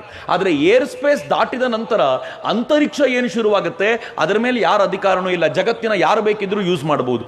ಈ ಅಂತರಿಕ್ಷದ ಕುರಿತಂತೆ ಇಷ್ಟೂ ದಿನ ಜಗತ್ತಿನಲ್ಲಿ ಮೀಟಿಂಗ್ ಆದಾಗ 3 ರಾಷ್ಟ್ರ ಮಾತ್ರ ಸೇರ್ತಿತ್ತು, ಅಮೆರಿಕ, ರಷ್ಯಾ ಮತ್ತು ಚೀನಾ. ಯಾಕೆಂದ್ರೆ ಅವರು ಮಾತ್ರ ಮತ್ತೊಂದು ಉಪಗ್ರಹವನ್ನು ಹೊಡೆಯಬಲ್ಲಂತ ತಾಕತ್ತುಳ್ಳವರು ಅಂತ ಅವ್ರು ಮಾತ್ರ ಸೇರ್ತಿದ್ರು. ಮೊನ್ನೆ ರಷ್ಯಾ ಕೇಳ್ಕೊಂಡಿದೆ, ನಾಡಿದೊಂದು ಮೀಟಿಂಗ್ ಇದೆ, ನೀವು ಬರ್ಬೇಕಲ್ಲ ಇಂಡಿಯಾದವರು ಅಂತ. 4ನೇ ರಾಷ್ಟ್ರವಾಗಿ ನಮ್ಮನ್ನು ಕರೀತಿದ್ದಾರಲ್ಲ, ರಾಹುಲ್ ಗಾಂಧಿ ಇದ್ದಿದ್ರೆ ಕರೀತಿದ್ರು ಅನ್ಕೊಂಡಿದ್ದೀರಾ? ಮನಮೋಹನ್ ಸಿಂಗ್ ಇದ್ದಿದ್ರೆ ಕರೀತಿದ್ರು ಅನ್ಕೊಂಡಿದ್ದೀರಾ? ನರೇಂದ್ರ ಮೋದಿ ಎನ್ನುವ ಸಿಂಹ ಇದ್ದದಕ್ಕೆ ಮಾತ್ರ ಇದು ಸಾಧ್ಯ ಆಯ್ತು ಅಂತ ನನಗೆ ಯಾವಾಗಲೂ ಅನ್ಸೋದು. ಇಲ್ಲಿಗೆ ಮುಗಿಯಲ್ಲ, ನಾನು ಸುಮ್ಮನೆ ಕಂಪ್ಯಾರಿಸನ್ ಮಾಡ್ತಾ ಹೋಗ್ತೀನಿ. ನಾನು ಹೇಳಿದ್ದೆ ನೀವೇ ಕಂಪೇರ್ ಮಾಡ್ಕೊಳ್ತಾ ಹೋಗಿ. ನರೇಂದ್ರ ಮೋದಿ ಬಂದಾಗ್ಲಿಂದ ಕಳೆದ 5 ವರ್ಷಗಳಲ್ಲಿ ಈ ರಾಹುಲ್ ಗಾಂಧಿ ಮತ್ತು ಅವನ ಎಲ್ಲ ಪೀಳಿಗೆಯವರು, ಅವನ ಎಲ್ಲ ಪಾರ್ಟಿಯವರು, ಅವನ ಜೊತೆಗಿರುವಂತ ಮಹಾಗಠಬಂಧನ್ನ ಎಲ್ಲರೂ ಸೇರ್ಕೊಂಡು ಇವತ್ತು ಇಷ್ಟೆಲ್ಲ ಮಾತಾಡ್ತಿದ್ದಾರಲ್ಲ. ನರೇಂದ್ರ ಮೋದಿ ಬಂದ 5 ವರ್ಷಗಳಲ್ಲಿ ನರೇಂದ್ರ ಮೋದಿ ಆಗ್ಲಿ ಅವ್ರ ಕ್ಯಾಬಿನೆಟ್ ನ ವಿರುದ್ಧವಾಗ್ಲಿ ಒಂದೇ ಒಂದು ಭ್ರಷ್ಟಾಚಾರದ ಆರೋಪನ ರಾಹುಲ್ ಗಾಂಧಿ ಮತ್ತು ಅವ್ರ ಟೀಮಿಗೆ ಮಾಡ್ಲಿಕ್ಕಾಗಿದೆಯಾ? 5 ವರ್ಷಗಳಲ್ಲಿ ಒಂದು ಭ್ರಷ್ಟಾಚಾರದ ಕಪ್ಪು ಚುಕ್ಕೆ ಇಲ್ಲದ ಏಕೈಕ ಸರ್ಕಾರ ಅಂತ ಯಾವುದಾದ್ರೂ ಇದ್ರೆ ಅದು ನರೇಂದ್ರ ಮೋದಿ ಅವರ ಸರ್ಕಾರ ಅಂತ. ಮಿತ್ರರೇ, ಜಗತ್ತಿನ ಯಾವ ರಾಷ್ಟ್ರಕ್ಕೂ ಇನ್ಕ್ಲೂಡಿಂಗ್ ಚೈನಾ ಭ್ರಷ್ಟಾಚಾರವನ್ನು ತಡೆಯೋದು ಅಸಾಧ್ಯ ಅಂತ ಅನಿಸಿರುವಾಗ ಈ ದೇಶದ ಪ್ರಧಾನಮಂತ್ರಿ ನರೇಂದ್ರ ಮೋದಿ ಕಳೆದ 5 ವರ್ಷಗಳಲ್ಲಿ ರಕ್ಷಣಾ ಇಲಾಖೆಯಿಂದ ಹಿಡಿದು ಟಾಯ್ಲೆಟ್ ಕಟ್ಟುವ ಸ್ವಚ್ಛ ಭಾರತದವರೆಗೂ ಒಂದೇ ಒಂದು ಭ್ರಷ್ಟಾಚಾರ ನಡೆಯದಂತೆ ಸರ್ಕಾರ ನಡೆಸಲಿಕ್ಕೆ ಹೆಂಗೆ ಸಾಧ್ಯ ಆಯಿತು ಅನ್ನೋದೇ ಈ ಇಡೀ ಕಾಂಗ್ರೆಸ್ಸಿಗೆ ಒಂದು ದೊಡ್ಡ ಪ್ರಶ್ನೆ. ಯಾಕೆಂದ್ರೆ ಕಾಂಗ್ರೆಸ್ ಅವರು ಇದ್ದಾಗ ಎಷ್ಟು ಭ್ರಷ್ಟಾಚಾರ ಗೊತ್ತಾ? ನಿಮ್ಗೆ ಆಶ್ಚರ್ಯ ಅನ್ಸುತ್ತೆ. ಕಾಂಗ್ರೆಸ್ಸಿಗರು ಆಕಾಶ ನೋಡಿದ್ರಂತೆ ಒಂದ್ಸಲ, ನನಗೂ ನಿಮಗೂ ಆಕಾಶದಲ್ಲಿ ಏನೂ ಕಾಣಲ್ಲ, ಅವ್ರು 2G 3G ಸಿಗ್ನಲ್ ಕಂಡುಬಿಟ್ರು, ಲೂಟಿ ಮಾಡಿಬಿಟ್ರು. 1,76,000 ಕೋಟಿ ರೂಪಾಯಿ 2G ಸಿಗ್ನಲ್ ಅಲ್ಲಿ ಲೂಟಿ ಮಾಡಿದ್ದು. ಸ್ವಲ್ಪ ಕತ್ತು ನೋವು ಅಂತ ಕೆಳಗೆ ಬಗ್ಗಿಸಿದ್ರೆ ರಾಬರ್ಟ್ ವಾದ್ರಾ ಭೂಮಿ ನೋಡ್ದ, ಎಷ್ಟು ಭೂಮಿಗಳನ್ನ ನುಂಗಿಬಿಟ್ನೋ ದೇವರೇ ಬಲ್ಲ. ಸಿಕ್ಕ ಜಾಗದಲ್ಲಿ ಜಮೀನು ನುಂಗಿದ. ಅಲ್ಲಿಗೆ ಮುಗೀತು ಅನ್ಕೊಂಡ್ರೆ ಸ್ವಲ್ಪ ಭೂಮಿ ಆಳಕ್ಕೆ ನೋಡಿದ್ರು, ಇದ್ರ ಕೆಳಗಡೆ ಕಲ್ಲಿದ್ದಲಿದೆ ಅಂತ ಅವ್ರಿಗೆ ಗೊತ್ತಾಯ್ತು. ಈ ಕಲ್ಲಿದ್ದಲಲ್ಲಿ 10 ಲಕ್ಷ ಕೋಟಿ ರೂಪಾಯಿ ಲೂಟಿ. ಅದಕ್ಕೆ ನಾನು ತಮಾಷೆ ಮಾಡ್ತಿರ್ತೀನಿ, ರವಿ ಕಾಣದ್ದನ್ನು ಕವಿ ಕಂಡ ಅಂತಾರೆ. ಕವಿ ಕಾಣದೇ ಇರೋದು ಕಾಂಗ್ರೆಸ್ಸಿಗರಿಗೆ ಕಾಣುತ್ತೆ ಅಂತ. ಇವ್ರಿಗೆ ಕಣ್ಣುಗಳು ಬಹಳ ಶಾರ್ಪ್, ಎಲ್ಲೆಲ್ಲ ಲೂಟಿ ಮಾಡ್ಬೋದು, ಹೆಂಗ್ ಮಾಡ್ಬೋದು ಅಂತ. ಈ ಲೂಟಿಯ ಪ್ರಾಣ ಹೆಂಗಿದೆ ಅಂದ್ರೆ ಮಿತ್ರರೇ, ಕಾಂಗ್ರೆಸ್ಸಿನ ಕಾಲಕ್ಕೆ ನಡೆದ ಒಂದೊಂದು ಹಗರಣಗಳನ್ನ ನೀವು ಯಾವತ್ತಾದ್ರೂ ಮೆಲುಕು ಹಾಕಿದ್ರೆ ಗಾಬರಿ ಆಗ್ಬಿಡ್ತೀರಾ. 5 ವರ್ಷಗಳಿಂದ ಹಿಂಗಿತ್ತ ಭಾರತ ಅಂತ. ಈ ದೇಶದಲ್ಲಿ ಅಧಿನಾಯಕಿ ಸೋನಿಯಾ ಗಾಂಧಿ ಇದ್ದಾರಲ್ಲ, ಕಾಂಗ್ರೆಸ್ಸಿನ ಅಧಿನಾಯಕಿ ಸೋನಿಯಾ ಗಾಂಧಿ ಒಂದಿನ ಹೇಳಿದ್ರು, ನನಗೆ ನೀವು ಕೊಟ್ಟಿರುವಂತ MI ಹೆಲಿಕಾಪ್ಟರ್ ಸಾಕಾಗಲ್ಲ, ನನಗಿದ್ ಬಹಳ ಕಷ್ಟ ಆಗುತ್ತೆ ಇದ್ರಲ್ಲಿ ಓಡಾಡ್ಲಿಕ್ಕೆ, ಹೆಲಿಕಾಪ್ಟರ್ ಓಡಾಡ್ಲಿಕ್ಕೆ ಕಷ್ಟ. ಹಂಗಂದ ಅಯ್ಯಮ್ಮ ಹೇಳಿದ್ರು, ನನಗೆ ಆಗಸ್ಟಾ ವೆಸ್ಟ್ಲ್ಯಾಂಡ್ ಹೆಲಿಕಾಪ್ಟರೇ ಬೇಕು, ಅದನ್ನೇ ತರಿಸ್ಕೊಡಿ ಅಂತ. ಓಡಾಡ್ಲಿಕ್ಕೆ VIP ಹೆಲಿಕಾಪ್ಟರ್, ಆಗಸ್ಟಾ ವೆಸ್ಟ್ಲ್ಯಾಂಡ್ ಹೆಲಿಕಾಪ್ಟರ್ನೇ ಬೇಕು ಅಂತ ಅಯ್ಯಮ್ಮ ಯಾಕೆ ಕೇಳಿದ್ರು ಅಂತಂದ್ರೆ ಅದು ಅವ್ರ ತವರು ಇಟಲಿ. ಇದು ಇಟಲಿಯಲ್ಲಿರುವಂತ ಕಂಪನಿ ತಯಾರು ಮಾಡ್ತಿದ್ದಂತ ಈ ಹೆಲಿಕಾಪ್ಟರ್ ಬೇಕು ಅಂದ್ರು. ಈ ಹೆಲಿಕಾಪ್ಟರ್ನ ಅಮೆರಿಕ ನಮಗೆ ಬೇಡ, ಇದು ಸಿಕ್ಕಾಪಟ್ಟೆ ಕಾಸ್ಟ್ಲಿ ಹೆಲಿಕಾಪ್ಟರ್, ಅದನ್ನು ತೆಗೆದುಕೊಳ್ಳುವಷ್ಟು ಶ್ರೀಮಂತಿಕೆ ನಮ್ಮ ಹತ್ರ ಇಲ್ಲ ಅಂತ ಅಮೆರಿಕ ಹೇಳಿದ್ರೆ, ಈ ಕಡೆ ಭಾರತ ಸೋನಿಯಾ ಗಾಂಧಿ ಅವರು ಹೇಳಿದ್ರು ಅಂತ 12 ಆಗಸ್ಟಾ ವೆಸ್ಟ್ಲ್ಯಾಂಡ್ ಹೆಲಿಕಾಪ್ಟರ್ಗಳನ್ನ 3600 ಕೋಟಿ ರೂಪಾಯಿಗೆ ಕೊಂಡ್ಕೊಳ್ತು. ಯಾರಿಗೋಸ್ಕರ? ಸೋನಿಯಾ ಗಾಂಧಿ ಎನ್ನುವ ಅಧಿನಾಯಕಿಗೋಸ್ಕರ. ಆದರೆ ಮಜಾ ಏನಿತ್ತು ಗೊತ್ತಾ? ಆಗ ನನ್ನ ದೇಶದ ಸೈನಿಕರು ಕೇಳಿದ್ರು, ಚೀನಾನ ಎದುರಿಸಲಿಕ್ಕೆ, ಪಾಕಿಸ್ತಾನ ಎದುರಿಸಲಿಕ್ಕೆ ನಮಗೆ ರಫೇಲ್ ಯುದ್ಧ ವಿಮಾನಗಳು ಬೇಕು, ತರಿಸ್ಕೊಡ್ತೀರಾ ಅಂತ ಕೇಳಿದ್ರೆ ಕಾಂಗ್ರೆಸ್ ಹೇಳ್ತು, ರಫೇಲ್ ತರ್ಲಿಕ್ಕೆ ದುಡ್ಡಿಲ್ಲ ರೀ, ಖಾಲಿಯಾಗೋಗಿದೆ ಬಿಡಿ ಅಂತ. ರಫೇಲ್ ತರ್ಲಿಕ್ಕೆ ದುಡ್ಡಿರಲಿಲ್ಲ, ಈ ಹೆಲಿಕಾಪ್ಟರ್ನ ತರ್ಲಿಕ್ಕೆ ದುಡ್ಡಿತ್ತು. ಮಿತ್ರ, ಹೆಂಗ್ ನಡೀತು ಗೊತ್ತಾ? ಈ ಹೆಲಿಕಾಪ್ಟರ್ನ ನಮ್ಮ ಸೇನೆಯ ಎಲ್ಲ ನಿಯಮಗಳನ್ನ ಮೀರಿ ಅದನ್ನು ತಂದು ನಿಲ್ಲಿಸಿದ್ರು. ಈ ಹೆಲಿಕಾಪ್ಟರ್ ತರಿಸೋದ್ರಲ್ಲಿ ಎಷ್ಟು ದೊಡ್ಡ ಮೊತ್ತದ ಕಿಕ್ ಬ್ಯಾಕ್ ಈ ಫ್ಯಾಮಿಲಿಗೆ ಬಂತು ಅಂತಂದ್ರೆ, ಮುಂದಿನ 3 ತಿಂಗಳಲ್ಲಿ ಅದೇ ಇಟಲಿಯ ಪತ್ರಿಕೆ ಒಂದು ಇಷ್ಟನ್ನು ಹೊರಗೆಳೆದ ನಂತರ ಎಲ್ಲ ದುಡ್ಡನ್ನ ವಾಪಸ್ ಕೊಟ್ಟು ಹೆಲಿಕಾಪ್ಟರ್ನ ವಾಪಸ್ ಕೊಡಬೇಕು, ದುಡ್ಡು ವಾಪಸ್ ಕೊಡಿ ಅಂತ ಕೇಳಿದ್ರೆ 50% ದುಡ್ಡು ವಾಪಸ್ ಬರಲಿಲ್ಲ, ಹಂಗೆ ಉಳ್ಕೊಳ್ತು. ಈ ದೇಶ ಅನ್ಯಾಯಕ್ಕೆ ಒಳಗಾಯ್ತು. ಯಾರು ಹೇಳೋರಿಲ್ಲ, ಕೇಳೋರಿಲ್ಲ. ಆದರೆ ನರೇಂದ್ರ ಮೋದಿ ಬಂದ್ರಲ್ಲ, ಕಳೆದ 5 ವರ್ಷಗಳಲ್ಲಿ ಒಂದು ಭ್ರಷ್ಟಾಚಾರದ ಪ್ರಕರಣ ಇಲ್ಲ ರೀ. ನರೇಂದ್ರ ಮೋದಿ ಮೇಲೆ ಒಂದೇ ಒಂದು ಭ್ರಷ್ಟಾಚಾರದ ಪ್ರಕರಣ ರಾಹುಲ್ ಗಾಂಧಿ ಹೇಳ್ಕೊಂಡು ತಿರುಗಾಡಿದ್ದು ಯಾವುದು ಗೊತ್ತಾ? ರಫೇಲ್ನಲ್ಲಿ ನರೇಂದ್ರ ಮೋದಿ ಮೋಸ ಮಾಡಿದ್ದಾರೆ ಅಂತ. ನಾವು ತರಬೇಕಾಗಿರುವಂತ ರಫೇಲ್ ತರಬೇಕಾಗಿರೋದು ಅಂದ್ರೆ ತಂದಿಲ್ಲ ಇವರು. ತರಬೇಕು ಅಂತ ಏನ್ ಮಾತು ಶುರು ಮಾಡಿದ್ರಲ್ಲ, ಆನಂತರ ದುಡ್ಡಿಲ್ಲ ಅಂತ ಹೇಳಿ ಕೈ ಬಿಟ್ರಲ್ಲ. ಆ ರಫೇಲ್ನ ಬೆಲೆ 525 ಕೋಟಿ ರೂಪಾಯಿ, ನರೇಂದ್ರ ಮೋದಿ ತರ್ತಾ ಇರೋ ರಫೇಲ್ನ ಬೆಲೆ 1600 ಕೋಟಿ ರೂಪಾಯಿ ಅಂದ್ರು. ಒಂದು ಪುಟ್ಟ ಮಗು ಎಕ್ಸ್ಪ್ಲೈನ್ ಮಾಡ್ತು ರಾಹುಲ್ಗೆ, ರಾಹುಲ್ ಬಾಬಾ ನಿನಗೆ ಅರ್ಥ ಆಗಲ್ಲ ರಫೇಲ್ ಅಂದ್ರೆ ಏನು ಅಂತ. ನೀವು ಕಾಂಗ್ರೆಸ್ ಅವ್ರು ಡೀಲ್ ಮಾಡ್ಕೊಂಡ್ರೋ ರಫೇಲ್ ಹೆಂಗಿತ್ತು ಗೊತ್ತಾ ಅಂತ ತನ್ನ ಜಾಮಿಟ್ರಿ ಬಾಕ್ಸ್ ತೆಗೆದು ತೋರಿಸಿದ್ಲು. ಜಾಮಿಟ್ರಿ ಬಾಕ್ಸಲ್ಲಿ ಏನಿಲ್ಲ, ಖಾಲಿ ಬಾಕ್ಸ್. ಅವಳು ತೋರಿಸಿದ್ಲು, ನೀನು ತರಬೇಕು ಅಂತಿದ್ದ ರಫೇಲ್ ಹಿಂಗೆ, ನರೇಂದ್ರ ಮೋದಿ ತಂದಿರೋ ರಫೇಲ್ ಹೆಂಗಿದೆ ಗೊತ್ತಾ ಅಂತ ಹೇಳಿ ಅದನ್ನು ಓಪನ್ ಮಾಡಿ ಅದರಲ್ಲಿ ಕಂಪಾಸ್ ಇಟ್ಲು, ಕೋನಮಾಪಕ ಇಟ್ಲು, ಪೆನ್ಸಿಲ್ ಇಟ್ಲು, ಎರೇಸರ್ ಇಟ್ಲು, ಮೆಂಡರ್ ಇಟ್ಲು, ಪೆನ್ ಇಟ್ಲು, ಎಲ್ಲವನ್ನೂ ಇಟ್ಟು ಖಾಲಿ ಡಬ್ಬ ನರೇಂದ್ರ ಮೋದಿ ಒಳಗೆ ಇಡಬೇಕಾಗಿದ್ದೆಲ್ಲ ಇಟ್ಟು ತಗೊಂಡು ಬಂದಿದ್ದಾರೆ. ಅದಕ್ಕೆ ಜಾಸ್ತಿ ಇದು ಒಂದು. ಮಿತ್ರೇ, ರಫೇಲ್ ಇದೆಯಲ್ಲ, ಖಾಲಿ ರಫೇಲ್ ನ ಕಾಂಗ್ರೆಸ್ ಒಪ್ಪಂದ ಮಾಡ್ಕೊಂಡಿತ್ತು. ಬೇಸಿಕ್ ರಫೇಲ್ ನ ನಾವು ಕಾರಲ್ಲಿ ಬೇಸಿಕ್ ಮಾಡೆಲ್ ಹೈಯರ್ ಎಂಡ್ ನೋಡ್ತೀವಲ್ಲ, ಬೇಸಿಕ್ ಮಾಡೆಲ್ ಅಂದ್ರೆ ಬರೀ ಕಾರ್ ಇರುತ್ತೆ, ಪವರ್ ವಿಂಡೋ ಇರಲ್ಲ, ಪವರ್ ಸ್ಟೀರಿಂಗ್ಸ್ ಇರಲ್ಲ, ಏನು ಅದು ಪವರ್ಫುಲ್ ಆಗಿರಲ್ಲ ಅಂತ ಕಾರ್ ಬೇಸಿಕ್ ಮಾಡೆಲ್. ಎಲ್ಲವನ್ನೂ ಸೇರಿಸ್ತಾ ಲಕ್ಷಾಂತರ ಜಾಸ್ತಿ ಆಗುತ್ತೆ. ಹಂಗೆ ನರೇಂದ್ರ ಮೋದಿ ಈ ದೇಶಕ್ಕೆ ಚೀನಾನ ಎದುರಿಸಲಿಕ್ಕೆ ಬೇಕಾಗಿರುವಂತಹ ಟಾರ್ಗೆಟ್ ಸಿಸ್ಟಮ್ ಅನ್ನ, ಮಿಸೈಲ್ ಸಿಸ್ಟಮ್ ಅನ್ನ ಎಲ್ಲವನ್ನು ಸೇರಿಸಿಕೊಂಡಂತೆ ಡೀಲ್ ಮಾಡ್ಲಿಕ್ಕೆ ಕೂತರು. ಯಾವ ವಿಮಾನವನ್ನ ಸೌದಿ ಅರೇಬಿಯಾದವರು, ಗಲ್ಫ್ ಕಂಟ್ರಿಗಳು 1800 ಕೋಟಿ ರೂಪಾಯಿ ಕೊಂಡ್ಕೊಂಡು ಹೋಗಿದ್ರು, ನರೇಂದ್ರ ಮೋದಿ ಅದ 1600 ಕೋಟಿ ರೂಪಾಯಿಗೆ ಡೀಲ್ ಮಾಡ್ಕೊಂಡು ಬಂದು ಹೇಳಿದ್ರು 36 ರಫೇಲ್ ಫ್ಲೈ ಅವೇ ಕಂಡೀಷನ್ ನನ್ಗೆ ಬೇಕು, ಯಾವಾಗ ತಯಾರು ಮಾಡ್ಕೊಡ್ತೀರಾ ನೋಡಿ ಅಂತ ಒಪ್ಪಂದ ಮಾಡ್ಕೊಂಡು ನಂತರ ವಾಪಸ್ ಕೊಟ್ಟಿದ್ದಾನೆ. ಯಾಕೆ ತರ್ತೀರಾ? ಮೋದಿ ಕೇಳಿದ್ರು, ರಫೇಲ್ ನಿನ್ಗೆ ಏನ್ ಗೊತ್ತಪ್ಪ, ನಿನಗೆ ಯಾರು ಹೇಳಿದ್ರೆ ಅರ್ಥ ಮಾಡ್ಕೊಳ್ತೀಯ ಹೇಳು ಅಂತ. ಅವನಂದ ಡಿಫೆನ್ಸ್ ಮಿನಿಸ್ಟರ್ ಮಾತಾಡ್ಲಿ ಅಂತ. ನಿರ್ಮಲಾ ಸೀತಾರಾಮನ್ ಸಂಸತ್ನಲ್ಲಿ 2.5 ಗಂಟೆ ಮಾತನಾಡಿದ್ರು ರಫೇಲ್ ಅಂದ್ರೆ ಏನು, ನಾವು ತರ್ತಿರೋ ರಫೇಲ್ ಎಂತದ್ದು ಎಲ್ಲವನ್ನು ಬಿಟ್ರೆ. ಅವನಂದ, ನಾನ್ ನಿರ್ಮಲಾ ಸೀತಾರಾಮನ್ ಹೇಳಿದ್ದನ್ನು ಒಪ್ಕೊಳ್ಳಲ್ಲ ಅಂದ. ಯಾಕೆಂದ್ರೆ ಒಪ್ಕೊಳ್ಳಲ್ಲ ಅಲ್ಲ, ಅರ್ಥನೇ ಆಗ್ಲಿಲ್ಲ ಪುಣ್ಯ ನನಗೆ. ನರೇಂದ್ರ ಮೋದಿ ಕೇಳಿದ್ರು, ಇನ್ ಯಾರು ಹೇಳಿದ್ರೆ ಅರ್ಥ ಆಗುತ್ತಪ್ಪ ನಿನಗೆ, ಯಾರು ಹೇಳಿದ್ರೆ ಒಪ್ಕೋತೀಯ? ಅವನ ಸುಪ್ರೀಂ ಕೋರ್ಟ್ ಹತ್ರ ಹೇಳಿಸಿ. ನರೇಂದ್ರ ಮೋದಿ ಸುಪ್ರೀಂ ಕೋರ್ಟಿಗೆ ಹೋದ್ರು. ಸುಪ್ರೀಂ ಕೋರ್ಟಲ್ಲಿ ಎಲ್ಲ ಬೇಕಾಗಿರುವಂಥ ಡೀಟೇಲ್ನ ಪ್ರೆಸೆಂಟ್ ಮಾಡಿದ್ರು. ಸುಪ್ರೀಂ ಕೋರ್ಟ್ ಅದನ್ನು ನೋಡ್ತು, ಇದರಲ್ಲಿ ಯಾವುದೇ ಹಗರಣಗಳು ನಡೆದಿಲ್ಲ, ಗೋ ಹೆಡ್ ವಿತ್ ರಫೇಲ್, ಭಾರತಕ್ಕೆ ರಫೇಲ್ ಬರಲಿ ಅಂತ ಸುಪ್ರೀಂ ಕೋರ್ಟ್ ಹೇಳಿದ್ರೆ ಅವತ್ತೇ ಪ್ರೆಸ್ ಮೀಟ್ ಮಾಡಿದ ರಾಹುಲ್ ಗಾಂಧಿ. ಪ್ರೆಸ್ ಮಾಡಿ ಏನು ಹೇಳಿ ಗೊತ್ತಾ, ನಾನು ಸುಪ್ರೀಂ ಕೋರ್ಟ್ ನಂಬಲ್ಲ ಅಂದ. ಇನ್ 2 ತಿಂಗಳು ರಫೇಲ್ ರಫೇಲ್ ರಫೇಲ್ ರಫೇಲ್ ಅಂದ. ಅದಾದ್ಮೇಲೆ ನರೇಂದ್ರ ಮೋದಿ ಕೇಳಿದ್ರು, ಇನ್ ಯಾರ ಹತ್ರ ಹೇಳಿದ್ರೆ ಒಪ್ತಿಯಪ್ಪ? ಅವನು ಹೇಳ್ದ, CIG ಹತ್ರ ಹೇಳಿಸಿ. ಕಂಟ್ರೋಲರ್ ಆಡಿಟರ್ ಜನರಲ್ ಅಂದಿದೆ, ಅದೆಲ್ಲವನ್ನೂ ಆಡಿಟ್ ಮಾಡುತ್ತೆ ಸರ್ಕಾರದ ಎಲ್ಲ ಪ್ರಾಜೆಕ್ಟ್ಗಳನ್ನ. ಅವ್ರು ಆಡಿಟ್ ಮಾಡಿದ್ರಿಂದಾನೆ 2G 3G ಸ್ಕ್ಯಾಮು, ಅದು 1,76,000 ಕೋಟಿದು, ಕೋಲ್ಗೇಟ್ 10 ಲಕ್ಷ ಕೋಟಿದು ಅಂತ ಹೊರಗೆ ಬಂದಿದ್ದು. ನೀವು ಮಾಡಿ ನರೇಂದ್ರ ಮೋದಿ ಸಂಸದ ಕೊನೆ ದಿನ ಅವರು ರಿಪೋರ್ಟ್ ಕೊಡುತ್ತೆ ಮಾಡ್ಕೊಂಡ್ರು. ಆ ರಿಪೋರ್ಟ್ ನಲ್ಲಿ CIG ಕಂಟ್ರೋಲರ್ ಆಡಿಟರ್ ಜನರಲ್ ಏನ್ ಹೇಳಿದ್ರು ಗೊತ್ತಾ, ಕಾಂಗ್ರೆಸ್ ಯಾವ ವಿಮಾನಕ್ಕೆ ಒಪ್ಪಂದ ಮಾಡ್ಕೊಂಡಿತ್ತೋ ಅದೇ ವಿಮಾನವನ್ನ ಈಗ ನರೇಂದ್ರ ಮೋದಿ ಮಾಡ್ಕೊಂಡಿರೋ ಒಪ್ಪಂದಕ್ಕೆ ಕಂಪೇರ್ ಮಾಡಿದ್ರೆ ಕಾಂಗ್ರೆಸ್ನ ರೇಟಿಗೂ ಈ ರೇಟಿಗೂ 2.6% ನಟ್ಟು ರೇಟ್ ಕಡಿಮೆ ಇದೆ. ಹೀಗಾಗಿ ಈ ಡೀಲ್ ಕಾಂಗ್ರೆಸ್ ಡೀಲಿಗಿಂತ ಚೆನ್ನಾಗಿದೆ ಅಂತ. ಅಲ್ಲಿಗೆ ನಿಲ್ಲಿಲ್ಲ, ಅದು ಮುಂದೆ ಏನ್ ಹೇಳ್ತು ಗೊತ್ತಾ, ನಾನು ಅತ್ಯಂತ ಪ್ಲೇನ್ ಆಗಿರುವಂತ ರೇಟ್ ನೋಡ್ತಾ ಇದ್ದೀನಿ, ವರ್ಷದಿಂದ ವರ್ಷಕ್ಕೆ ಬೆಲೆ ಏರಿಕೆ ಆಗುತ್ತಾ, ಇದನ್ನ ಲೆಕ್ಕ ಹಾಕಿದ್ರೆ ನರೇಂದ್ರ ಮೋದಿ ಅವರು ಮಾಡಿಕೊಂಡಿರೋ ಡೀಲು ಡ್ಯಾಮ್ ಚೀಪ್ ಆಗಿದೆ ಅಂತ ಕೆಲವು ತಜ್ಞರು ಲೆಕ್ಕ ಹಾಕಿ ಹೇಳಿದ್ರು. ವರ್ಷದಿಂದ ವರ್ಷಕ್ಕೆ ಬೆಲೆ ಏರಿಕೆ ನೋಡಿದ್ರೆ ಕಾಂಗ್ರೆಸ್ ಮಾಡ್ಕೊಂಡಿರೋ ಡೀಲ್ ಇಂತ ಕನಿಷ್ಠ ಪಕ್ಷ 18% ಬೆಲೆ ಕಡಿಮೆ ಇದೆ. ಇವತ್ತಿನ ರಫೇಲ್ ಯಾವ ಬಂತೋ ಆವತ್ತೇ ರಾಹುಲ್ ಗಾಂಧಿ ಪ್ರೆಸ್ ಮೀಟ್ ಕರೆದ, ನಾನು CAG ನಂಬಲ್ಲ ಅಂತ. ರಫೇಲ್ ರಫೇಲ್ ರಫೇಲ್ ರಫೇಲ್ ಅಂತಿದ್ದ ನರೇಂದ್ರ ಮೋದಿ ಒಂದು ಮಾಸ್ಟರ್ ಸ್ಟ್ರೋಕ್ ಹೊಡೆದ್ರು ಕಣ್ರಿ. ಏನ್ ಮಾಡಿದ್ರು ಗೊತ್ತಾ? ಕ್ರಿಶ್ಚಿಯನ್ ಮಿಶೆಲ್ ಅಂತ ಈ ಡೀಲ್ಗಳಲ್ಲಿ ಮಧ್ಯವರ್ತಿಯಾಗಿದ್ದವನೊಬ್ಬ ದುಬೈನಲ್ಲಿದ್ದ. ನರೇಂದ್ರ ಮೋದಿ ದುಬೈನ ಸರ್ಕಾರಕ್ಕೆ ಹೇಳಿದ್ರು, ಎಟ್ ಎನಿ ಕಾಸ್ಟ್ ನನಗೆ ಅವನು ಬೇಕು, ಅವನು ನೀವು ಕಳಿಸ್ಕೊಡ್ಬೇಕು ಅಂತ ಕೇಳಿದ್ರು. ದುಬೈ ಮುಸ್ಲಿಂ ಕಂಟ್ರಿ ಆದ್ರೂ ನರೇಂದ್ರ ಮೋದಿ ಅವ್ರನ್ನ ಎಷ್ಟು ಗೌರವಿಸುತ್ತೆ ಅಂತಂದ್ರೆ ದುಬೈ ಸರ್ಕಾರ ಹೇಳ್ತು, ಕ್ರಿಶ್ಚಿಯನ್ ಮಿಶೆಲ್ ನನ್ಗೇನ್ ಬೇಕಾಗಿಲ್ಲ, ನೀ ಯಾವತ್ ಬೇಕಿದ್ರು ಕರ್ಕೊಂಡು ಹೋಗ್ಬೋದು ಅಂತ ಕೋರ್ಟ್ ಹೇಳಿದ ತಕ್ಷಣ ಇವನ್ ಆಚೆ ಒಪ್ಪಿಕೊಂಡು ಹೋಗಿ ಎಲ್ಲ ವ್ಯವಸ್ಥೆ ಮಾಡ್ಕೊಂಡ ನರೇಂದ್ರ ಮೋದಿ ಮೂಲ ಅಲ್ಲಾಗಲೇ ಒಂದು ಫ್ಲೈಟ್ ನಿಲ್ಲಿಸಿದ್ರು. ಇವನನ್ನ ಕೋರ್ಟ್ ಇಂದ ಡೈರೆಕ್ಟ್ ಆಗಿ ಪೊಲೀಸರು ಫ್ಲೈಟ್ಗೆ ಹಚ್ಚಿದ್ರು. ತಪ್ಪಿಸ್ಕೊಂಡು ಹೋಗೋ ಪ್ರಮೇಯನೇ ಇಲ್ಲ. ಅವನು ಫ್ಲೈಟ್ ಹಚ್ಚಿದ್ರು. ಫ್ಲೈಟ್ ಹತ್ತಿಸಿದಾಗ ಅವನು ಹೇಳ್ದ, ನೀವು ನನ್ನನ್ನ ಕಿಡ್ನಾಪ್ ಮಾಡ್ತಿದ್ದೀರಿ. ಈ ದೇಶದ ಏಜೆನ್ಸಿಯವರು ಹೇಳಿದ್ರು, ಮೊದಲು ನೀನು ಕಾಂಗ್ರೆಸ್ ಅವರಿಗೆ ಕಿಕ್ ಬ್ಯಾಕ್ ಕೊಡ್ತಿದ್ದೆ, ಈಗ ನಾವು ಕಿಡ್ನಾಪ್ ಮಾಡಿ ಆದ್ರೂ ನಿನ್ನನ್ನು ಕರ್ಕೊಂಡು ಹೋಗ್ತೀವಿ. ನನ್ನ ದೇಶಕ್ಕೆ ಮೋಸ ಮಾಡಿದ ಅಯೋಗ್ಯರನ್ನು ದೇಶದಲ್ಲಿ ನಿಲ್ಲಿಸ್ವಿ. ಅವನನ್ನು ಕರ್ಕೊಂಡು ನಿಲ್ಲಿಸಿದ್ರೆ ಅವನು ಹೇಳ್ದ, ರಫೇಲ್ ತಗೋದು ಬೇಡ, ಯೂರೋ ಫೈಟರ್ ತಗೊಂಡ್ರೆ ನಾನು ಇನ್ನೂ ಹೆಚ್ಚು ಲಂಚ ಕೊಡಿಸ್ತೀನಿ ಅಂತ ಕಾಂಗ್ರೆಸ್ನವರಿಗೆ ಹೇಳಿದೆ. ಅದಕ್ಕೋಸ್ಕರ ಯೂರೋ ಫೈಟರ್ ತರಬೇಕು ಅಂತ ಅವ್ರು ಒದ್ದಾಡ್ತಿದ್ದಾರೆ, ರಫೇಲ್ ಬೇಡ ಅಂತ ಹೇಳಿ ಅಂತ.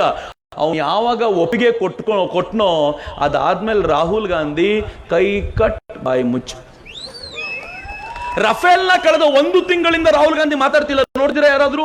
ಯಾಕೆ ಮಾತಾಡ್ತಿಲ್ಲ ಅಂತಂದ್ರೆ, ರಫೇಲ್ ನ ಕೊಂಡ್ಕೊಳ್ಬಾರ್ದು ಅಂತ ಇವ್ರು ಯಾಕೆ ಹೇಳ್ತಾರೆ ಅಂದ್ರೆ, ಯೂರೋ ಫೈಟರ್ ಅನ್ನುವಂತ ಇನ್ನೊಂದು ಫೈಟ್ಗಳನ್ನು ತೆಗೆದುಕೊಂಡು ಬರಬೇಕು ಅನ್ನೋ ಪ್ರಯತ್ನದಲ್ಲಿ ಕಾಂಗ್ರೆಸ್ ಇತ್ತು ಅಂತ ಯಾವಾಗ ಹೊರಗೆ ಬಂದ್ಬಿಡ್ತೋ ಬಾಯಿ ಮುಚ್ಕೊಂಡು ಕೂತಿದ್ದಾರೆ. ಮಿತ್ರ, ನನಗೆ ಇನ್ನೂ ಕನ್ಫರ್ಮ್ ಮಾಡ್ಕೋಬೇಕು. ನೀರವ್ ಮೋದಿ ಹೇಳಿದ್ದಾನೆ, ನಾನು ಭಾರತದಲ್ಲೇ ಇರ್ತಿದ್ದೆ, ಕೋರ್ಟಿಗೆ ಕೊಟ್ಟಿರುವಂತ ಒಪ್ಪಿಗೆ ಅವನು ಇಂಗ್ಲೆಂಡ್ ನಲ್ಲಿ, ನಾನು ಭಾರತದಲ್ಲೇ ಇರ್ತಿದ್ದೆ, ನಾನು ಅಲ್ಲಿದ್ರೆ ನಮ್ದೆಲ್ಲ ಬಂಡವಾಳಗಳು ಹೊರಗೆ ಬೀಳ್ತವೆ ಅಂತ ಮೊದಲು ದೇಶ ಬಿಟ್ಟು ಓಡೋಗು ಅಂತ ನನ್ನ ಕಾಂಗ್ರೆಸ್ ಅವರೇ ಕಳಿಸಿದ್ದು.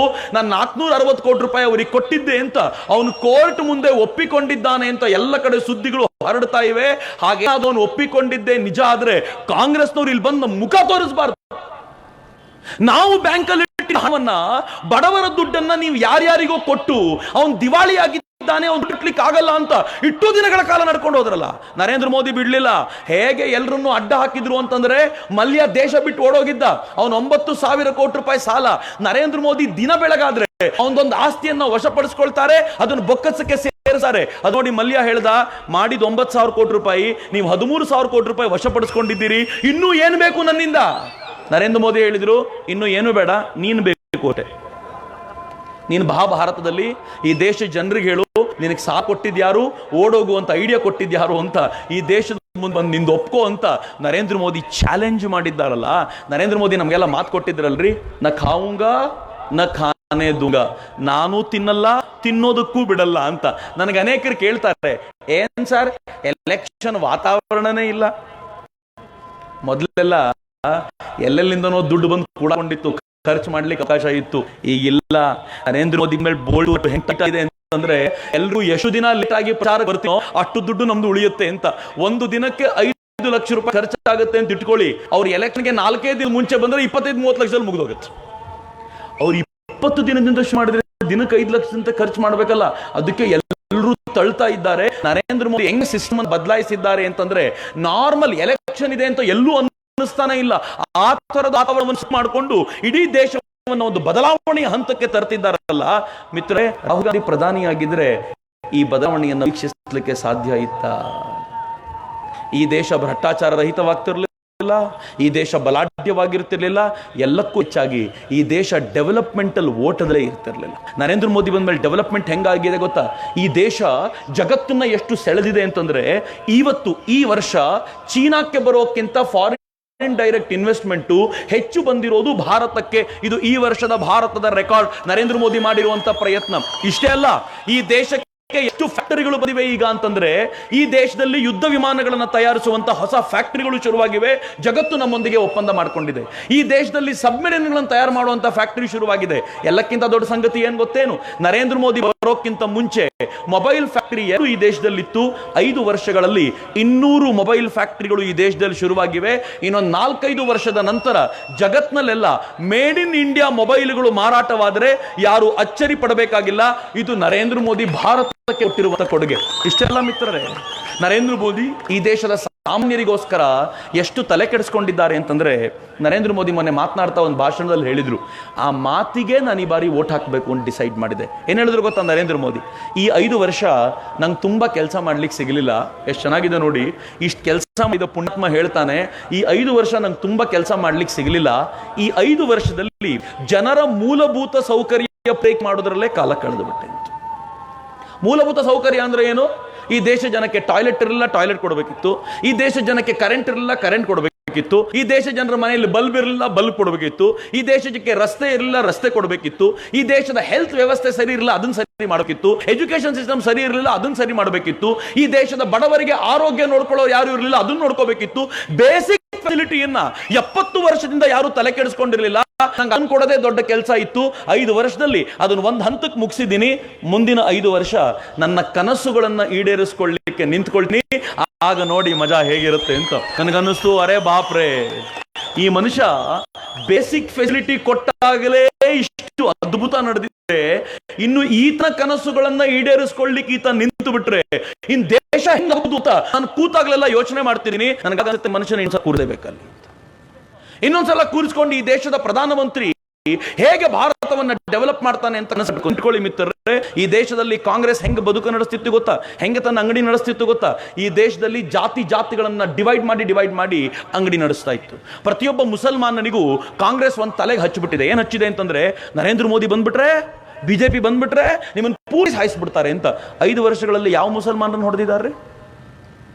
ಯಾರಾದ್ರೂ ಮುಸಲ್ಮಾನರ ಕಾರ್ಯಕ್ರಮದಲ್ಲಿದ್ದರೆ ಕಿವಿ ತೆರೆದುಕೊಂಡು ಕೇಳಿ. ನರೇಂದ್ರ ಮೋದಿಯವರು ಈ ದೇಶದ ಪ್ರಧಾನಮಂತ್ರಿ ಆಗಿದ್ದಾಗ ಇದೇ ಅವಧಿಯಲ್ಲಿ ಯಮನ್ನಲ್ಲಿ ಒಂದು 4,500 ಜನ ಸಿಕ್ಕಾಕೊಂಡಿದ್ರು. ಯಮನ್ ಅನ್ನೋದು ಒಂದು ಮುಸ್ಲಿಂ ಕಂಟ್ರಿ. ಶಿಯಾಗಳು ಯಮನ್ ಮೇಲೆ ಕಂಟ್ರೋಲ್ ತೆಗೆದುಕೊಂಡಾಗ ಈ ಶಿಯಾಗಳನ್ನ ಮುಗಿಸಬೇಕು ಅಂತ ಸೌದಿ ಅರೇಬಿಯನ್ರು ಯಮನ್ ಮೇಲೆ ದಾಳಿ ಮಾಡ್ಲಿಕ್ಕೆ ಶುರು ಮಾಡಿದ್ರು. ದಾಳಿ ಮಾಡ್ತೀವಿ ಅಂತ ಜಗತ್ತಿಗೆಲ್ಲ ಮೊದಲೇ ಮುನ್ಸೂಚನೆ ಕೊಟ್ಟಿದ್ರು. ಇಂಡಿಯಾಕ್ಕೂ ಬಂದಿತ್ತು. ಇಂಡಿಯಾಕ್ಕೆ ದಾಳಿ ಆಗುತ್ತೆ ಅಂತ ಗೊತ್ತಾದಾಗ ಇಂಡಿಯಾ ತನ್ನ ದೇಶದ ಜನರಿಗೆ ಹೇಳ್ತು, ನೀವು ಯಾರ್ಯಾರು ಇದ್ದೀರೋ ಇಂಡಿಯಾಕ್ಕೆ ವಾಪಸ್ ಬಂದ್ಬಿಡಿ, ಅಲ್ಲಿ ದಾಳಿ ಆಗೋ ಚಾನ್ಸಸ್ ಇದೆ ಅಂತ ಹೇಳಿದಾಗ್ಲೂ 4,500 ಜನ ದಿಮಾಕ್ ಮಾಡಿ ಅಲ್ಲೇ ಉಳಿದ್ರು. ಯಾವಾಗ ಸೌದಿ ಅರೇಬಿಯಾ ಬಾಂಬ್ ದಾಳಿ ಶುರು ಮಾಡ್ತಲ್ಲ, ಹಂಗಾದ ತಕ್ಷಣ ಅವರೆಲ್ಲ ಬಾಯ್ ಬಡ್ಕೊಳ್ಳಿಕ್ಕೆ ಶುರು ಮಾಡಿದ್ರು, ನಮ್ಮ ದೇಶ ನಮ್ಮನ್ನು ಉಳಿಸಲ್ಲ, ಏನಾದರೂ ಮಾಡಿ ಅಂತ. ಯಾಕೆಂದ್ರೆ ಅಲ್ಲಿದ್ದ 4,500 ಜನರಲ್ಲಿ ಬಹುಪಾಲು ಮುಸಲ್ಮಾನರೇ ಆಗಿದ್ರು. ಇಲ್ಲವ್ರು ಹೇಳಿದ್ರು ನರೇಂದ್ರ ಮೋದಿ ಮುಸಲ್ಮಾನರಿಗೆ ಏನು ಮಾಡಲ್ಲ. ಮನಮೋಹನ್ ಸಿಂಗ್ ಇದ್ರೆ ಏನು ಮಾಡೋದು ಅಷ್ಟೇ ಇತ್ತು. ನರೇಂದ್ರ ಮೋದಿ ಮುಸಲ್ಮಾನರಿಗೆ ಏನು ಮಾಡಲ್ಲ ಅಂತ ಇವ್ರು ಹೇಳೋ ವೇಳೆಗಾಗಲೇ ನರೇಂದ್ರ ಮೋದಿ ವಿದೇಶಾಂಗ ಇಲಾಖೆಯ ಒಬ್ಬ ಅಧಿಕಾರಿಯನ್ನ ಸೌದಿ ಅರೇಬಿಯಾಕ್ಕೆ ಕಳಿಸಿ ಸೌದಿ ಅರೇಬಿಯಾ ಜೊತೆಗೆ ಮಾತುಕತೆ ಶುರು ಮಾಡಿಬಿಟ್ಟಿದ್ರು. ಏನ್ ಮಾಡಬೇಕು ಮುಂದೆ ಅಂತ. ನರೇಂದ್ರ ಮೋದಿ ಸೌದಿ ಅರೇಬಿಯಾದ ಪ್ರಿನ್ಸ್ ಅನ್ನು ಕೇಳ್ಕೊಂಡ್ರು, ನೋಡಪ್ಪ, ನನ್ನ ದೇಶದ 4,500 ಜನರು ಸಿಕ್ಕಾಕೊಂಡಿದ್ದಾರೆ, ನೀನ್ ನಮ್ಗೊಂದು ಹೆಲ್ಪ್ ಮಾಡಬೇಕು, 1 ವಾರಗಳ ಕಾಲ ಬಾಂಬ್ ದಾಳಿ ಮಾಡೋದು ನಿಲ್ಸು, ನಮ್ಮವ್ರನ್ನ ಎತ್ತಾಕೋತೀವಿ ಅಂತ. ಸೌದಿ ಅರೇಬಿಯಾದ ಪ್ರಿನ್ಸ್ ಏನ್ ಹೇಳ್ದ ಗೊತ್ತಾ? ನರೇಂದ್ರ ಮೋದಿಜಿ, ನಾನು 1 ವಾರ ನಿಲ್ಸೋದು ಬಹಳ ಕಷ್ಟ ಆಗುತ್ತೆ, ಆದರೆ ಮುಂದಿನ 1 ವಾರಗಳ ಕಾಲ ಬೆಳಗ್ಗೆ 9 ಗಂಟೆಯಿಂದ 11 ಗಂಟೆವರೆಗೂ ನಾವು ಬಾಂಬ್ ದಾಳಿ ಮಾಡೋದನ್ನು ನಿಲ್ಲಿಸ್ತೀವಿ, ಯಾವ ಕಾರಣಕ್ಕೂ ಬಾಂಬ್ ದಾಳಿ ಆಗದಂತೆ ನೋಡ್ಕೊಳ್ತೀನಿ, ಅಷ್ಟರ ವೇಳೆಗೆ ನಿಮ್ಮ ಜನನ್ನ ನೀವು ಏಡನ್ ಏರ್ಪೋರ್ಟ್ಗೆ ಕರ್ಕೊಂಡೋಗಿ ಅಲ್ಲಿಂದ ಕರ್ಕೊಂಡೋಗೋ ವ್ಯವಸ್ಥೆ ಮಾಡ್ಬೋದಾ, ನಾನು ಹೆಲ್ಪ್ ಮಾಡ್ತೀನಿ ಅಂತ. ನರೇಂದ್ರ ಮೋದಿ ಹೇಳಿದ್ರು, ಅಷ್ಟು ಇದೆಯಲ್ಲ ಸಾಕು ಅಂತ. ಏನ್ ಮಾಡಿದ್ರು? ನಮ್ಮ ಯುದ್ಧ ನೌಕೆಗಳನ್ನ, ಯುದ್ಧದ ಹಡಗುಗಳನ್ನ ಅವರು ದಿಜೌಟಿಗೆ ಕಳಿಸ್ಕೊಟ್ರು, ಆಫ್ರಿಕನ್ ಐಲ್ಯಾಂಡಿಗೆ ಕಳಿಸ್ಕೊಟ್ರು. ಏಡನ್ನಿಂದ ಅಲ್ಲಿಗೆ ವಿಮಾನದ ಕರ್ಕೊಂಡು ಹಡಗ್ನಲ್ಲಿ ಕರ್ಕೊಂಡ್ಬೇಕು ಅಂತ. ಮುಂದಿನ 1 ವಾರಗಳಲ್ಲಿ 4,500 ಜನ ಭಾರತೀಯರನ್ನ ಎವ್ಯಾಕ್ಯುಯೇಷನ್ ಶುರು ಮಾಡಿದ್ರಲ್ಲ. ಇಡೀ ವರ್ಲ್ಡ್ ನರೇಂದ್ರ ಮೋದಿ ಅವರ ಸಾಧನೆಯನ್ನ ಅಚ್ಚರಿಯಿಂದ ನೋಡಿ ಏನ್ ಹೇಳ್ತು ಗೊತ್ತಾ ಮಿತ್ರರೆ? ಮುಂದೆ ನಡೆದಿದ್ದು ಬಹಳ ಮ್ಯಾಜಿಕ್ಕು.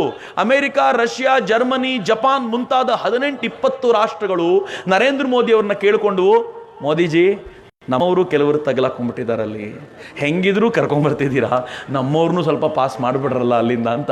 ನರೇಂದ್ರ ಮೋದಿ ಹೇಳಿದ್ರು, ಯಾರ್ಯಾರು ಬರಬೇಕು ಅಂತಿದ್ದಾರೋ ಎಲ್ಲರನ್ನೂ ಕರ್ಕೊಂಡು ಬರೋ ಜವಾಬ್ದಾರಿ ಭಾರತ ತೆಗೆದುಕೊಳ್ಳುತ್ತೆ, ನಾವು ಕರ್ಕೊಂಡು ಬಂದು ಅವ್ರನ್ನ ಸರಿಯಾದ ದಿಕ್ಕಿಗೆ ತಲುಪಿಸ್ತೀವಿ ಅಂತ. ನರೇಂದ್ರ ಮೋದಿ ಅವ್ರನ್ನ ಸರಿಯಾದ ದಿಕ್ಕಿಗೆ ತಲುಪಿಸಿದ್ರಲ್ಲ. ನರೇಂದ್ರ ಮೋದಿ ಅವರು ಮುಸಲ್ಮಾನರು ಅಂತ ಬಿಟ್ಬಿಟ್ರೇನ್ರಿ?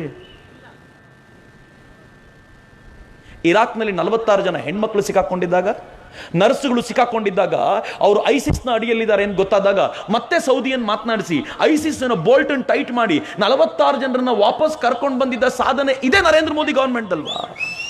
ಮಿತ್ರ, ಎಷ್ಟು ಜನ ವಿದೇಶದಲ್ಲಿ ಸಿಕ್ಕಾಕೊಂಡಂತ ಕ್ರಿಶ್ಚಿಯನ್ರನ್ನ ನರೇಂದ್ರ ಮೋದಿ ಬಿಡಿಸ್ಕೊಂಡು ಬಂದಿದ್ದಾರೆ ಅಂತ ಲೆಕ್ಕ ಇದೆಯೇನು? ನರೇಂದ್ರ ಮೋದಿ ಅವ್ರ ಮೇಲೆ ಒಂದು ಭೂತ ಕೂರಿಸಿದ್ರು ಕಾಂಗ್ರೆಸ್ನವರು, ಈತ ಬಂದ್ರೆ ಮುಸಲ್ಮಾನರೆಲ್ಲ ಸತ್ತೋಗ್ತಾರೆ ಅಂತ.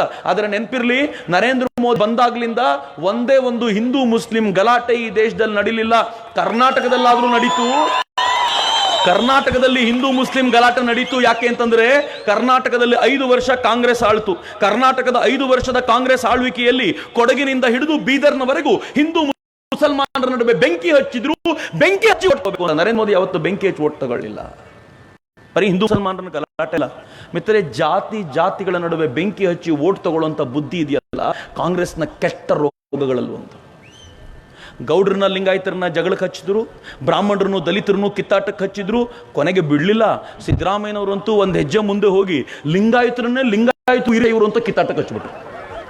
ಅವ್ರಿಗೆ ಎಲ್ಲೆಲ್ಲಿ ಓಟನ್ನು ತಗೊಳ್ಳಿಕ್ಕೆ ಸಾಧ್ಯ ಆಗುತ್ತೋ ಅಲ್ಲೆಲ್ಲ ಹೊಡೆಯೋದು ಅಂತ. ನೆನ್ಪಿಟ್ಕೊಳ್ಳಿ, ಹಿಂಗೆ ಇವರಿಗೆ ಕಳೆದ 5 ವರ್ಷ ರಾಹುಲ್ ಗಾಂಧಿ ಕಂಟಿನ್ಯೂ ಆಗ್ಬಿಟ್ಟಿದ್ರೆ ಮನೇಲಿ ಗಂಡ ಹೆಂಡತಿಗೂ ಬೆಂಕಿ ಹಚ್ಚಿ ಡಿವೈಡ್ ಮಾಡ್ಬಿಡ್ತಿದ್ರು. ಬಹಳ ಡೇಂಜರ್ ಜನ ಇವರು.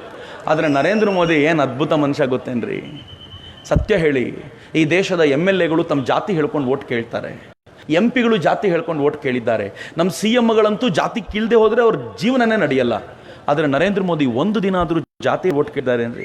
ನರೇಂದ್ರ ಮೋದಿ ನಾನು ಭಾರತೀಯ, ನನಗೆ ಓಟ್ ಹಾಕಿ ಅಂತ ಕೇಳ್ತಾರೆ. ಇದು ನರೇಂದ್ರ ಮೋದಿ ವೈಶಿಷ್ಟ್ಯ. ಹೆಂಗೆ ಜೋಡಿಸಿದ್ರು ಗೊತ್ತೇ ನರೇಂದ್ರ ಮೋದಿ? ದಲಿತರ ಕಾನ್ಸ್ಟಿಟ್ಯೂನ್ಸಿಗಳು ಬಹಳ ಇವೆ. ಬಹಳ ಜನ ದಲಿತರು ನರೇಂದ್ರ ಮೋದಿ ಅವರ ವಿರುದ್ಧ ಮಾತನಾಡ್ತಿರ್ತಾರೆ. ಆದ್ರೆ ದಲಿತರಿಗೆ ನರೇಂದ್ರ ಮೋದಿ ಅವರು ಅಂತಂದ್ರೆ ಬರೀ ಜೈ ಭೀಮ್ ಅಂತ ಹೇಳಿದ್ರೆ ಮಾತ್ರ ನಮ್ಮವರು ಅಂತ ಅನೇಕ ತಿಳ್ಕೊಳ್ತಾರೆ ಮಿತ್ರರೇ. ಇವೆಲ್ಲವೂ ಮೋಸ ಮಾಡುವಂತ ಪರಿ ಅಂತ.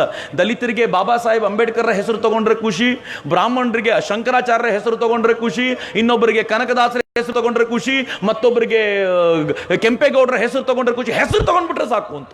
ಹೆಸರು ತಗೊಂಡು ಒಂದ್ಸಲ ಜೈಕಾರ ಹೇಳ್ಬಿಟ್ರೆ ಅಬ್ಬಾಬಾ ಇವ್ರು ನಮ್ಮ ಪರವಾಗಿದ್ದಾರೆ ಅಂತ ಭಾವಿಸ್ಕೊಳ್ತೀವಿ. ನೆನ್ಪಿಟ್ಕೊಳ್ಳಿ, ಜೈಕಾರ ಹಾಕೋದ್ರಿಂದ ಜನಾಂಗದ ಜನರ ಬದುಕು ಬದಲಾಗೋದಿಲ್ಲ. ಬದಲಿಗೆ ಅವ್ರನ್ನ ಉದ್ಯೋಗಸ್ಥರನ್ನ ಮಾಡಿ ತಮ್ಮ ಕಾಲ ಮೇಲೆ ತಾವು ನಿಂತ್ಕೊಳ್ಳುವಂತೆ ಮಾಡುವುದರಿಂದ ಅವರ ಬದಲಾವಣೆ ಬರುತ್ತೆ ಅನ್ನೋದು ನರೇಂದ್ರ ಮೋದಿ ಚೆನ್ನಾಗಿ ಗೊತ್ತು. ಯಾಕೆಂದ್ರೆ ನರೇಂದ್ರ ಮೋದಿಯು ಕೂಡ ಕೆಳ ಹಂತದಿಂದಲೇ ಬಂದಂತ ವ್ಯಕ್ತಿ, ಬಂದಂತ ವ್ಯಕ್ತಿ. ಅವ್ರಿಗೆ ಗೊತ್ತು ಬಡತನ ಅಂದ್ರೆ ಏನು ಅಂತ. ಅದಕ್ಕೆ ನರೇಂದ್ರ ಮೋದಿ ಹೇಳ್ತಾರೆ, ಜಾತಿ ಎಲ್ಲ ಮುಖ್ಯ, ಅವನು ಬಡವನಾಗಿದ್ದ ತನ್ನ ಕಾಲ ಮೇಲೆ ತಾನು ನಿಂತ್ಕೊಂಡಿದ್ದಾನೋ ಅನ್ನೋದು ಮುಖ್ಯ. ಅದಕ್ಕೆ ಅವನ ಕೈಗೆ ಉದ್ಯೋಗ ಕೊಡಬೇಕು ಅಂತ ನರೇಂದ್ರ ಮೋದಿ ನಿಶ್ಚಯ ಮಾಡಿದ್ರು.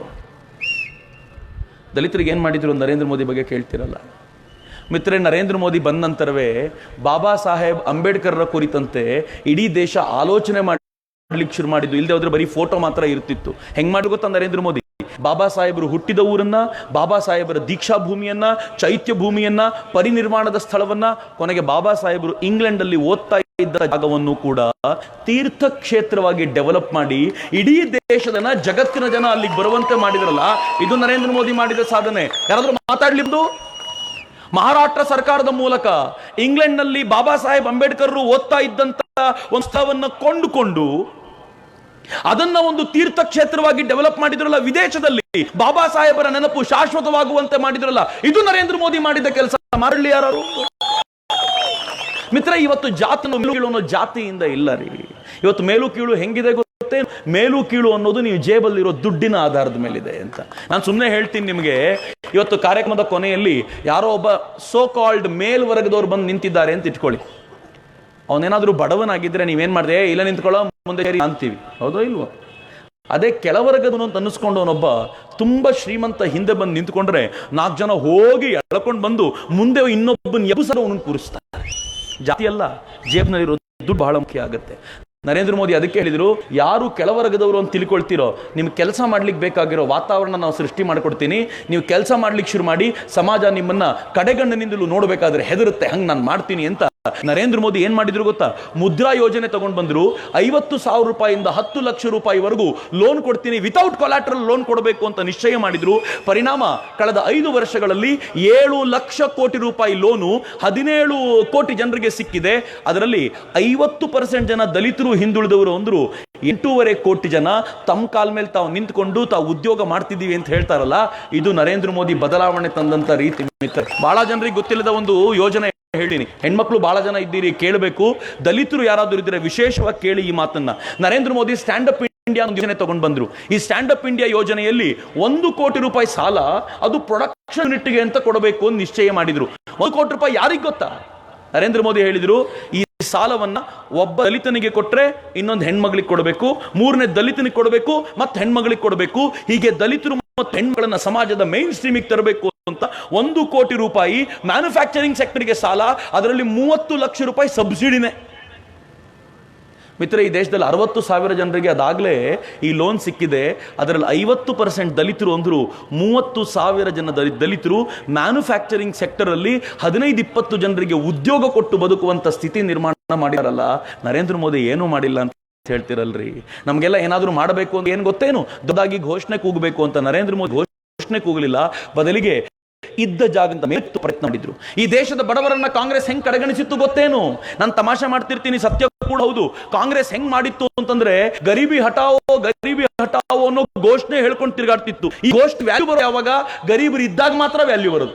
ಅದಕ್ಕೆ ಅವ್ರು ಯಾವತ್ತೂ ಸಾಯಬಾರ್ದು, ಅವ್ರು ಬದುಕೇ ಇರಬೇಕು, ಅವ್ರ ಬಡವರಾಗೇ ಇರಬೇಕು ಅಂತ ಕಾಂಗ್ರೆಸ್ ಯಾವಾಗ್ಲೂ ಪ್ರಯತ್ನ ಮಾಡ್ತಿತ್ತು. ನಿಮ್ಗೆ ಗೊತ್ತಿರಬೇಕು, ರಾಜೀವ್ ಗಾಂಧಿ ತನ್ನ ಚುನಾವಣಾ ಪ್ರಚಾರ ಶುರು ಮಾಡ್ತಿದ್ದೆ ಎಲ್ಲಿಂದ ಗೊತ್ತಾ? ಒಂದು ಗುಡಿಸಲಿಂದ ಶುರು ಮಾಡ್ತಿದ್ದ.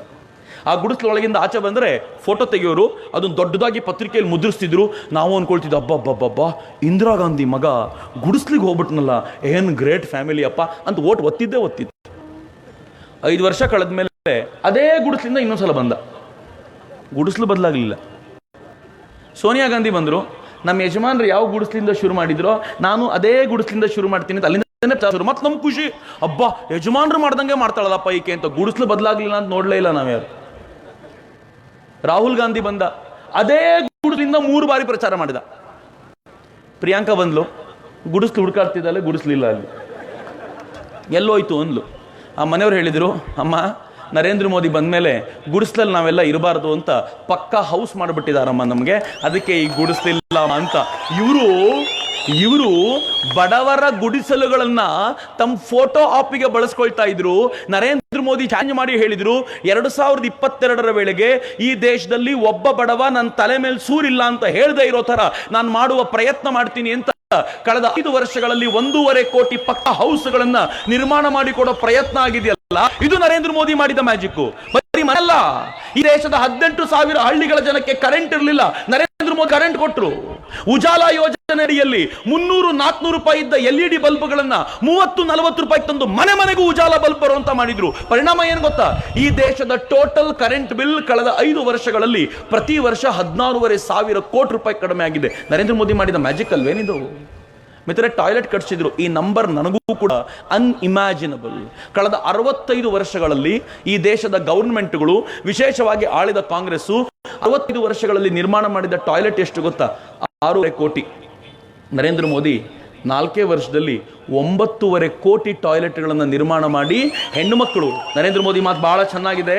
ಆಗಸ್ಟ್ 15ಕ್ಕೆ ಮಾತಾಡ್ತಾ ನರೇಂದ್ರ ಮೋದಿ ಹೇಳಿದ್ರು, ನಮ್ಮ ಹೆಣ್ಮಕ್ಳು ಕತ್ತಗೋ ಟಾಯ್ಲೆಟ್ ಹೋಗ್ಲಿ ಕಾಯಕ. ಎಂತ ರಾಷ್ಟ್ರ ಕಟ್ಟಿದೀವಿ ನಾವು. ನಾನು ಇದನ್ನ ಚಾಲೆಂಜ್ ಆಗಿ ಸ್ವೀಕಾರ ಮಾಡ್ತೀನಿ. ನಮ್ಮ ಹೆಣ್ಮಕ್ಳು ರಸ್ತೆಗೆ ಹೋಗಬೇಕಾದ ಪರಿಸ್ಥಿತಿ ಇಲ್ಲದೆ ಇರೋ ತರ ನಾನು ಮಾಡಬೇಕು ಅಂತ ನಿಶ್ಚಯ ಮಾಡಿದ ನರೇಂದ್ರ ಮೋದಿ 5 ವರ್ಷಗಳಲ್ಲಿ 600 ಜಿಲ್ಲೆಗಳನ್ನ ಬಯಲು ಶೌಚ ಮುಕ್ತ ಜಿಲ್ಲೆಗಳನ್ನಾಗಿ ನರೇಂದ್ರ ಮೋದಿ ನಿರ್ಮಾಣ ಮಾಡಿದ್ರಲ್ಲ, ಇದು ಯಾವುದು ಸಾಮಾನ್ಯವಾದ ಕೆಲಸ ಅಲ್ಲ ರೀ.